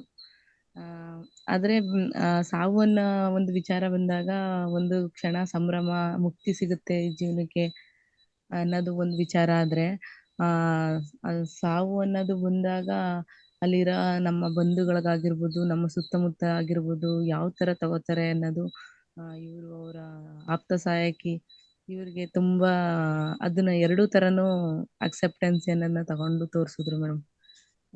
ಇವತ್ತಿಂದು ಹೇಳ್ಬೇಕು ಅಂತಂದ್ರೆ ಈ ಕತೆ ಒಂದು ಅವ್ರು ಹೇಳ್ದಾಗ ಈ ಕಡೆ ಕನ್ಸು ಅಂತ ಖುಷಿ ಪಡ್ಬೇಕಾ, ಈ ಕಡೆ ನಿಜ ಅಂತ ದುಃಖ ಪಡ್ಬೇಕಾ, ಅದು ನೀವು ಕನ್ಸು ಅವ್ರು ಕನ್ಸ್ಕೊಂಡಿದ್ದು ಅಂತ ಹೇಳಿದಾಗ ನಮ್ಗುನು ಕೂಡ ಆಶ್ಚರ್ಯ ಆಯ್ತು. ಕನ್ಸು ಬಂದು ಹೊರಟೋಯ್ತು, ಇದ್ ಬೇರೆ ತರನೇ ಇರುತ್ತೆ ಅನ್ನೋ ತರ ಖುಷಿ ಆಯ್ತು. ಆದ್ರೆ ಅದು ಕನ್ಸು ಬಂದು ಮತ್ತೆ ಅದು ನಿಜ ಅಂತ ಕೇಳಿದಾಗ ತುಂಬಾ ಸಖತ್ ದುಃಖ ಆಯ್ತು ಮೇಡಮ್. ಆದ್ರೂನು ಆ ರಾಮನ್ ಸಾಂತ್ವನ ಇರ್ಬೋದು, ಅವರ ಆಪ್ತ ಸಹಾಯಕಿ ಧೈರ್ಯ ಇರ್ಬೋದು, ಎಲ್ಲಾನು ತುಂಬಾ ಚೆನ್ನಾಗಿ ಹೇಳಿದ್ರಿ ಮೇಡಮ್. ಇವತ್ತಿನ ಕತೆ ಮಾತ್ರ ತುಂಬಾ ಅಂದ್ರೆ ತುಂಬಾ ಚೆನ್ನಾಗಿತ್ತು ಮೇಡಮ್. ಮತ್ತೆ ಮತ್ತೆ ಕೇಳಿದ್ರು ಕೂಡ ನಾವ್ ಇವಾಗ ಕೇಳಿದಾಗ ಎಷ್ಟು ರೋಮಾಂಚನ ಆಯ್ತು ಅದೇ ತರ ಫೀಲ್ ಆಗುತ್ತೆ ಮೇಡಮ್. ಡೈಲಿ ನಾವು 2 ಸರಿ 3 ಸರಿ ಕೇಳಿದ್ರು ಈ ತರನೇ ಫೀಲ್ ಆಗುತ್ತೆ ಮೇಡಮ್. ತುಂಬಾ ಚೆನ್ನಾಗಿ ಹೇಳಿದ್ರಿ. ತುಂಬಾ ತುಂಬಾ ಧನ್ಯವಾದಗಳು ಮೇಡಮ್. ಸೀತಾ ಮಾತೆ ಎನರ್ಜಿ ಆಗಿದೆ ಮೇಡಮ್. ಹೌದು ಮೇಡಮ್. ಅವ್ರದ್ದು ಕತೆ ಹೇಳ್ಬೇಕಾದ್ರೆ ನಿಮ್ಮ ಎನರ್ಜಿನೂ ಅಷ್ಟೇ ತರ ಇದೆ madam. Yes madam. Thank you. ತುಂಬಾ thank you madam. Yes. Kiran Kumar ಮಾತಾಡಿ. ನಮಸ್ತೆ ಸರ್. ನಮಸ್ತೆ. ನಮಸ್ತೆ ಮೇಡಮ್. ನಮಸ್ತೆ ಸರ್. ಮೇಡಮ್, ನನ್ನಲ್ಲಿ ಒಂದು ಪ್ರಶ್ನೆ. ಹೇಳಿ ಸರ್. ಏನಂದ್ರೆ ಮೇಡಮ್, ನಾವು ರಾಮಾಯಣ ಕೇಳಿದಾಗ ಅದರಲ್ಲಿ ಇದ್ದಿದ್ದ ಭಾಗನೇ ಬೇರೆ ಆಗಿತ್ತು. ಹೌದು ಸರ್. ಏನಂತಂದ್ರೆ ರಾಮ ಯಾರೋ ಒಬ್ಬ ಸೀತೆ ಬಗ್ಗೆ ಏನೋ ಮಾತಾಡ್ದ ಅಂತ ಅಂದ್ಬಿಟ್ಟು ಅವ್ರನ್ನ ಕಾಡಿಗೆ ಕಳಿಸ್ಬಿಡ್ತಾರೆ. ಆ ಕಾಡಿಂದ ಹೋದ್ಮೇಲೆ ವಾಲ್ಮೀಕಿ ಮಹರ್ಷಿಗಳು ಅವರನ್ನ ಸಾಕ್ತಾರೆ. ಸಾಕ್ದಾಗ ಲವಕುಶರ ಜನನ ಆಗುತ್ತೆ. ಲವಕುಶರ ಜನನ ಆದಾಗ ರಾಮ ಅವರು ಒಂದು ಅಶ್ವಮೇಧ ಯಾಗ ಮಾಡ್ತಾರೆ. ಅಶ್ವಮೇಧ ಯಾಗ ಮಾಡಿದಾಗ ಅಲ್ಲಿ ಅವ್ರ ಕುದುರೆ ಕಟ್ಟಾಕ್ದಾಗ ಅವ್ರ ಜೊತೆ ಇದು ಒಂದು ಯುದ್ಧ ಆಗುತ್ತೆ. ಅದ್ರಿಂದ ನಾವು ಕೇಳಿರೋಂತ ಅದೊಂದು ಕತೆ. ಅದು ಹೌದು ಸರ್. ಅದು ನನ್ಗೆ ಗೊಂದಲ ಒಂಥರ, ಏನು ಇಲ್ಲಿ ಈ ತರ ಇದೆ, ಇಲ್ಲಿ ಈ ತರ ಇದೆ. ಸೀತಾಮಾತೆ ಹಾಗೇನೆ ಭೂಮಿ ಓಪನ್ ಆಗುತ್ತೆ, ಅದ್ರೊಳಗಡೆನೆ ಹೊಂಟೋಗ್ತಾರೆ. ಭೂಮಿಯಲ್ಲೇ ಬಂದಿದ್ದು, ಭೂಮಿಯಲ್ಲೇ ಅವಳು ಲಾಸ್ಟ್ ಅಲ್ಲಿ ಹೋಗ್ತಾರೆ ಅಂತ ಅನ್ಬಿಟ್ಟು ಕತೆ ಕೇಳಿದ್ವಿ. ಹೌದು ಸರ್. ಆ ಕತೆ ಕೇಳಿದಾಗ ನನಗೆ ಅದು ಏನೋ ನನ್ಗೆ ಅವಾಗ್ಲಿಂದನೂ ಶ್ರೀರಾಮರ ಮೇಲೂ ಸ್ವಲ್ಪ ಕೋಪ ಇತ್ತು. ಏನಕ್ಕೆ ಅಂತಂದ್ರೆ, ಇಂಥ ತಾಯಿನ ಅವರು ಕಳಿಸ್ತಾರ ಅನ್ನೋದು ಡೌಟ್ ಇತ್ತು ನನ್ಗೆ. ಅವ್ರು ಕಳಿಸ್ತಾರ ಅಥವಾ ಸೀತಾಮಾತೆ ಬಂದಿದ್ದ ಉದ್ದೇಶನೇ ಬೇರೆ ಆಗಿತ್ತು. ಹೌದು. ಕಾಡಿಗೆ ಬಂದಿದ್ದ ಉದ್ದೇಶನೇ ಬೇರೆ ಆಗಿತ್ತು. ಅವ್ರ ಮಕ್ಕಳು ಒಂದು ಒಳ್ಳೆ ಪರಿಸರದಲ್ಲಿ ಜನಿಸ್ಬೇಕು. ಮತ್ತೆ ಅವರು ಒಳ್ಳೆ, ಈಗ ಅಂದ್ರೆ ಆಡಂಬರಿಕೆ ಅವರಿಗೆ ಸಿಗಬಾರ್ದು, ಒಳ್ಳೆ ವಿದ್ಯೆ ಗುರುಕುಲದಲ್ಲಿ ಸಿಗದೆ ಅದೇ ವಿದ್ಯೆ ಆಕ್ಚುಲಿ ಹೇಳ್ಬೇಕು ಅಂತಂದ್ರೆ ಆ ವಿದ್ಯೆ ಸಿಗ್ಬೇಕು ಅನ್ನೋ ಉದ್ದೇಶದಿಂದ ಮಾತೆ ಅಲ್ಲಿಗೆ ಬಂದಿದ್ರು. ಅಂದ್ರೆ ಅದು ನನಗೆ ಅದು ಸುಳ್ಳು ಅನ್ಸ್ತು. ಈ ವಾಲ್ಮೀಕಿ ಮಹರ್ಷಿಗಳು ಸಹಿತ ನನ್ಗೆ ಯಾಕೋ ಅವರು ಇದನ್ನೆಲ್ಲ, ಈಗ ರಾಮಾಂಜನೇಯ ಯುದ್ಧನೂ ಸಹಿತ ಕೇಳಿದೀವಿ, ಅವೆಲ್ಲ ಬರೀ ಕಾಲ್ಪನಿಕ ಕಥೆಗಳು ಅಂತ ನನ್ಗೆ ಅನ್ನಿಸ್ತಾ ಇದೆ ಮೇಡಮ್. ಅದೆಷ್ಟು ಸತ್ಯ ಅನ್ನೋದು ನನಗೆ ಗೊತ್ತಿಲ್ಲ. ಅದು ನಾವು ಮತ್ತೆ ವಾಲ್ಮೀಕಿ ಅವರಿಗೆ ಪ್ರಶ್ನೆ ಮಾಡ್ಬೇಕು ಸರ್. ಒಂದು ಏನ್ ಅರ್ಥ ಮಾಡ್ಕೋಬಹುದು ಅಂದ್ರೆ, ಶ್ರೀರಾಮರು ಅಷ್ಟು ದೊಡ್ಡ ಮಹಾರಾಜ, ಒಬ್ಬ ಅಗಸನ ಮಾತ್ ಕೇಳಿ ಹೆಂಡತಿಯನ್ನ ಕಾಡಿಗೆ ಕಳ್ಸೋಷ್ಟು ಚಿಕ್ಕ ಕೆಲಸ ಮಾಡಲ್ಲ ಅಂತ ಮಾತ್ರ ನಾವು ತಿಳ್ಕೋಬಹುದು. ಹೌದು, ನನ್ಗೆ ಅನಿಸ್ತಿತ್ತು ಮೇಡಮ್, ಅದೇ ತರಾನೇ ಅನಿಸ್ತಾ ಇತ್ತು. ಯಾಕೆಂದ್ರೆ ರಾಮ ಅವರು ಅವತಾರ ಪುರುಷ, ಅವ್ರಿಗೆಲ್ಲಾ ಸಹಿತ ಗೊತ್ತಿರುತ್ತೆ, ಮುಂದೆ ಏನಾಗುತ್ತೆ ಅನ್ನೋದು ಗೊತ್ತಿರುತ್ತೆ. ಅದ್ರಿಂದ ಅವ್ರು ಆತರ ಮಾಡಲ್ಲ ಅನ್ನೋದು ನಮ್ಗೆ ಒಂದು ಇದಿತ್ತು, ಸಂಶಯದ ಗೂಡಾಗಿತ್ತು ನನ್ಗೆ. ಇವಾಗ ಒಂದ್ ಸ್ವಲ್ಪ ಕ್ಲಿಯರ್ ಆಗಿದೆ ಮನ್ಸೊಳಗಡೆ. ಯಾಕೆಂದ್ರೆ ಸೀತಮ್ಮ ಈಗ ಈ ಸೀತಾಯಣದಲ್ಲಿ ನೋಡಿ, ನಾವು ರಾಮಾಯಣದಲ್ಲಿ ಎಲ್ಲೂ ಧ್ಯಾನ ಅನ್ನುವ ಶಬ್ದನೇ ಕೇಳಿಲ್ಲ. ಹೌದು ಮೇಡಮ್, ಹೌದು. ಆದ್ರೆ ಈ ಸೀತಾಯಣದಲ್ಲಿ ನೋಡಿ, ಧ್ಯಾನ, ಸೂಕ್ಷ್ಮ ಶರೀರ ಯಾನ, ಒಬ್ಬರ ಬಗ್ಗೆ ಒಬ್ರು ತಿಳ್ಕೊಳ್ಳೋದು, ಸಂಕಲ್ಪ ಶಕ್ತಿ, ಎಲ್ಲವೂ ಆ ಧ್ಯಾನದಿಂದ ಏನೇನು ನಮ್ಗೆ ಸಿಗುತ್ತೆ ಎಲ್ಲವನ್ನು ಈ ಸೀತಾಯಣದಲ್ಲಿ ಹೇಳ್ತಾ ಹೋಗಿದ್ದಾರೆ. ಹೌದು ಮೇಡಮ್, ಆಕ್ಚುಲಿ ನನ್ಗೆ ತಾಯಿ ಇದು ಮತ್ತೆ ಶಿವ ಪಾರ್ವತಿ ಅವ್ರನ್ನೆಲ್ಲ ನೋಡಿದಾಗ, ಅವ್ರ ಹತ್ರ ಸೂಕ್ಷ್ಮ ಶರೀರಯಾನ ಮಾಡಿ ಅವ್ರನ್ನೆಲ್ಲ ಮೀಟ್ ಮಾಡಿದಾಗ, ಸೋಮನು ಕೂಡ ಅವ್ರನ್ನೆಲ್ಲ ನೋಡಿರ್ತಾರೆ. ಈಗ ನನ್ಗೂನು ಸಹಿತ ಏನ ಅನ್ಸ್ತು ಅಂದ್ರೆ, ನನಗೆ ಸಾವಿನ ಭಯನೇ ಇಲ್ಲ ಅನ್ಸುತ್ತೆ. ಏನಕ್ಕೆ ಅಂತಂದ್ರೆ, ನಾವು ಧ್ಯಾನದಲ್ಲಿ ನಿರತರಾಗ್ತಾ ಹೋಗ್ತಾ ಹೋಗ್ತಾ ಹೋಗ್ತಾ ಒಂದು ಸೂಕ್ಷ್ಮ ಇದು ಅದ್ರ ಮೂಲಕ ಹೋಗ್ತಾ ಹೋಗ್ತಾ ನಾವು ಅಲ್ಲಿ ಒಂದು ಆತರ ಒಂದು ಪರಿಸ್ಥಿತಿ ಬಂದಾಗ ನಮ್ಗೆ ದೇಹದ ಅಗತ್ಯನೇ ಇಲ್ಲ. ನಿಜವಾಗ್ಲೂ ನಾವು ದೇವ್ರ ಹತ್ರನೇ ಅಲ್ಲೇ ಆರಾಮಾಗಿ ಐಕ್ಯ ಆಗ್ಬಿಟ್ಟು ಅಲ್ಲೇ ಇರ್ಬೋದು, ಸುಖವಾಗಿರುತ್ತೆ, ನಮ್ಗೆ ದೇಹ ಬಾಧೆನೇ ಇರಲ್ಲ ಅನ್ನೋದು ನನ್ಗೊಂದು ಫೀಲ್ ಆಯ್ತು ಮೇಡಮ್. ಅದು ಸತ್ಯ ಇರ್ಬೋದೋ ಏನೋ ಗೊತ್ತಿಲ್ಲ ನನಗೆ. ಇರ್ಲಿ ಸರ್, ಈ ಸೀತಾಯಣ ಪತ್ರಿ ಸರ್ಗೆ ಅದಕ್ಕೆ ತುಂಬಾ ತುಂಬಾ ಇಷ್ಟವಾದ ಒಂದು ಬುಕ್ ಇದು ಅಂತ ಹೇಳ್ಬೋದು, ಸಂಗತಿ ಅಂತ. ಯಾಕೆಂದ್ರೆ ಇದ್ರಲ್ಲಿ ಎಲ್ಲಾನು ಸತ್ಯ ಇದೆ. ಮತ್ತೆ ರಾವಣ ಸೀತಾಮಾತೆ ಅಂತ ಒಂದು ಅಷ್ಟೊಂದು ಪವರ್ಫುಲ್ ಹೆಂಗಸನ್ನ ಕರ್ಕೊಂಡು ಹೋಗಕ್ ಸಾಧ್ಯ ಇಲ್ಲ, ಆಕೆ ಒಪ್ಕೊಂಡೇ ಅವ್ರ ಜೊತೆ ಹೋಗಿದ್ದಾಳೆ. ಹೌದು ಮೇಡಮ್, ನಾನು ಮಂತ್ರಾಲಯಕ್ಕೆ ಹೋಗ್ಬೇಕು ಅಂತ ಎಷ್ಟೋ ಸಲ ಸುಮ್ನೆ ಈಗ ಕುತ್ಕೊಂಡು ಧ್ಯಾನದಲ್ಲೇನೆ, ಇದಕ್ಕೂ ಮುಂಚೆ ಧ್ಯಾನಕ್ಕೂ ಬರೋದಕ್ಕೂ ಮುಂಚೆ ಅಲ್ಲಿರೋದನ್ನೆಲ್ಲ ನಾನು ಕಲ್ಪನೆ ಮಾಡ್ಕೊಂತ ಇದ್ದೆ. ಆ ನದಿ ಆಗಿರ್ಬೋದು, ರಾಘವೇಂದ್ರ ಸ್ವಾಮಿಗಳ ಒಂದು ಬೃಂದಾವನ ಆಗಿರ್ಬೋದು, ಅದನ್ನೆಲ್ಲ ನಾನು ಕಲ್ಪನೆ ಮಾಡ್ಕೊಂಡು ಕುತ್ಕೊಂಡು ಯೋಚನೆ ಮಾಡ್ತಾ ಇದ್ದೆ, ಹೀಗಿರುತ್ತೆ. ನಾನು ಅಲ್ಲಿಗೆ ಅಂದ್ರೆ ದೇಹದಲ್ಲಿ ಹೋಗ್ಲಿಲ್ಲ ಅಂದ್ರೂ ಮನಸ್ಸಿನ ಮುಖಾಂತರ ಅಲ್ಲಿಗೆ ಹೋಗ್ಬಿಟ್ಟೆಲ್ಲ ಬರ್ತಾ ಇದ್ವಿ. ನನ್ಗೆ ಒಳ್ಳೆ ಅನುಭವ ಆಯ್ತು ಮೇಡಮ್. ತುಂಬಾ ಥ್ಯಾಂಕ್ಸ್. ಯಾಕೆಂತಂದ್ರೆ ನನ್ಗೆ ಇದು ಗೊಂದಲ ಇನ್ನೂ ಇತ್ತು. ಯಾಕೆಂದ್ರೆ ರಾಮ ಅವರು ಅಲ್ಲಿ ಹೆಂಗ್ ಕಳಿಸ್ತಾರೆ, ಅಲ್ಲಿ ಕಳ್ಸಕ್ ಸಾಧ್ಯ ಇಲ್ವಲ್ಲ. ಕೆಲವೊಂದ್ಸಲ ನನ್ಗೂನು ಇವಾಗ್ಲೂ ಅನ್ಸುತ್ತೆ, ಜಟಾಯು ಕತ್ತರಿಸಿರೋದು ಎರಡು ಜಾಗ ಇದೆ. ಒಂದು ಕೇರಳದಲ್ಲಿ ಒಂದ್ ಜಾಗ ಮಾಡಿದ್ದಾರೆ, ಇನ್ನೊಂದು ಮಹಾರಾಷ್ಟ್ರದಲ್ಲಿ ಒಂದ್ ಜಾಗ ಮಾಡಿದ್ದಾರೆ. ನಾನು ಇನ್ನೂ ಯೋಚನೆ ಮಾಡ್ತೀನಿ, ಹೆಂಗೆ ಆಗುತ್ತೆ, ಅಲ್ಲಿ ಒಂದ್ ಜಾಗ ಮಾಡಿದ್ದಾರೆ, ಇಲ್ಲೊಂದ್ ಜಾಗ ಮಾಡಿದ್ದಾರೆ, ಇದು ಸತ್ಯನಾ ಅಂತ ಒಂದೊಂದ್ಸಲ ನನಗ್ ನಾನೇ ಯೋಚನೆ ಮಾಡ್ಕೊಂತೀನಿ. ಅವೆಲ್ಲ ಯೋಚನೆ ಮಾಡ್ಕೊಂಡು ಸುಮ್ನೆ ಆಗ್ಬಿಡ್ತೀವಿ ಮೇಡಮ್. ಅದಕ್ಕೆ ಉತ್ತರಗಳು ಸಹಿತ ಸಿಗ್ತಾ ಇರ್ಲಿಲ್ಲ. ಅಂದ್ರೆ ಆ ಇವತ್ತು ನನ್ಗೊಂದು ಉತ್ತರ ಸಿಕ್ತು. ಏನಂತಂದ್ರೆ, ರಾಮ ಅವರು ಅವರನ್ನ ಅವರ ಸ್ವಇಚ್ಛೆಯಿಂದನೇ ಹೋಗಿದ್ದಾರೆ. ಸೀತಾಮಾತಾ ಅವರು ಹೋಗಿದ್ದು ಒಳ್ಳೆ ಉದ್ದೇಶ ಆಗಿದೆ. ಅವ್ರದ್ದು ಎಷ್ಟೋ ಮನಸ್ಸಿನ ಇದಿತ್ತು, ತುಡಿತಗಳಿತ್ತು. ನಾವು ಈ ತರ ಪರಿಸರ ಜೊತೆ ಇರ್ಬೇಕು, ಪರಿಸರನ ಪ್ರೀತಿ ಮಾಡ್ಬೇಕು, ಮಕ್ಕಳಿಗೆ ಪರಿಸರದ ಬಗ್ಗೆ ಹೇಳ್ಕೊಡ್ಬೇಕು. ಒಂದು ಉತ್ತಮ ಪರಿಸರದಲ್ಲಿ ಮಕ್ಕಳು ಬೆಳಿಬೇಕು ಅನ್ನೋದೊಂದು ಇದಿತ್ತು ಅವ್ರಿಗೆ, ಒಂದು ತುಡಿತ ಇತ್ತು ಅಮ್ಮ ಅವ್ರಿಗೆ. ಅದರಿಂದ ನನ್ನ ಮನಸ್ಸಿನ ಗೊಂದಲ ಸ್ವಲ್ಪ ಕ್ಲಿಯರ್ ಆಗಿದೆ madam. Yes sir. Okay sir. Thank you very much madam. Nanda Hurlima ಮಾತಾಡಿ. ನಮಸ್ತೆ ಗುರುಜಿ. ಇವತ್ತಿನ ಸುದೀರ್ಘವಾದ ಅಧ್ಯಾಯ ಭಾವೋದ್ವೇಗದಿಂದ ಇತ್ತು ಮೇಡಮ್. ನಾವು ಎಲ್ಲ ಕೂಡ ಆ ಅಧ್ಯಾಯವನ್ನ ಕೇಳ್ತಾ ಭಾವೋದ್ವೇಗಕ್ಕೆ ಒಳಗಾಗಿದ್ದು ಅನಿಸ್ತು. ನಂತರ ಈ ಒಂದು ಅಧ್ಯಾಯದಿಂದ ನಾನು ನಮ್ಮ ಒಳಗಿನ ಕೋರಿಕೆ ಬಲವಾಗಿದ್ರೆ ಅದು ವಿಶ್ವಕ್ಕೆ ಹೋಗಿ ಅದು ಅಂದ್ಕೊಂಡಂತೆ ನಾವು ಆಗ್ತೈತಿ ಅಂತ ತಾವು ಹೇಳಿದ್ರಿ. ಅದು ಸೀತಮ್ಮನು ಕೂಡ ತಾನು ಅನ್ಕೊಂಡಿದ್ದು ಅದು ಪ್ರೀತಿಯಿಂದ ಅದನ್ನ ಸ್ವಾಗತ ಮಾಡಿದ್ರು ಒಂದು ಕಾಲವಾಗುವ ಅವಧಿಯನ್ನ.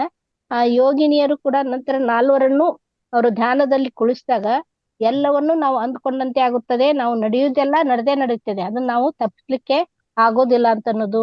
ನಂತರ ಅಂತರ್ಮುಖಿಗಳಾದಾಗ ನಾವು ನಮ್ಮ ಅಂತರ್ಮುಖಿಗಳಾದ ಅಂದ್ರೆ ಧ್ಯಾನದಿಂದ ನಾವು ಏನ್ ಪ್ರತಿದಿನ ಪಡಿತಾ ಇದ್ದೇವಿ, ಬಾಹ್ಯ ಪ್ರಪಂಚದಿಂದ ಅಂತರ್ಮುಖವಾಗಿ ನಾವು ಅನುಭವಿಸಿದಾಗ ನನ್ನಲ್ಲಿ ಆಗುವಂತ ತೊಂದರೆಗಳನ್ನ ನಾನು ಕೂಡ ಈಗ ಏನಾದ್ರೂ ಸಮಸ್ಯೆಗಳು ತೊಂದರೆಗಳು ಬಂದಾಗ ಅದನ್ನ ಎದುರಿಸುವಂತ ಶಕ್ತಿ ಬರ್ತಾ ಇದೆ, ಅದರಿಂದ ನೋವಾಗ್ತಾ ಇಲ್ಲ. ಅದಕ್ಕ ಯಾವ ರೀತಿ ನಾವು ಅದನ್ನ ಕಂಡ್ಕೊಳ್ಬೇಕು, ಅದನ್ನ ಯಾವ ರೀತಿ ನಾವು ಬಗೆಹರಿಸ್ಕೊಳ್ಬೇಕು ಅನ್ನೋದು ಸ್ವಲ್ಪ ಗೊತ್ತಾಗ್ತಾ ಇದೆ.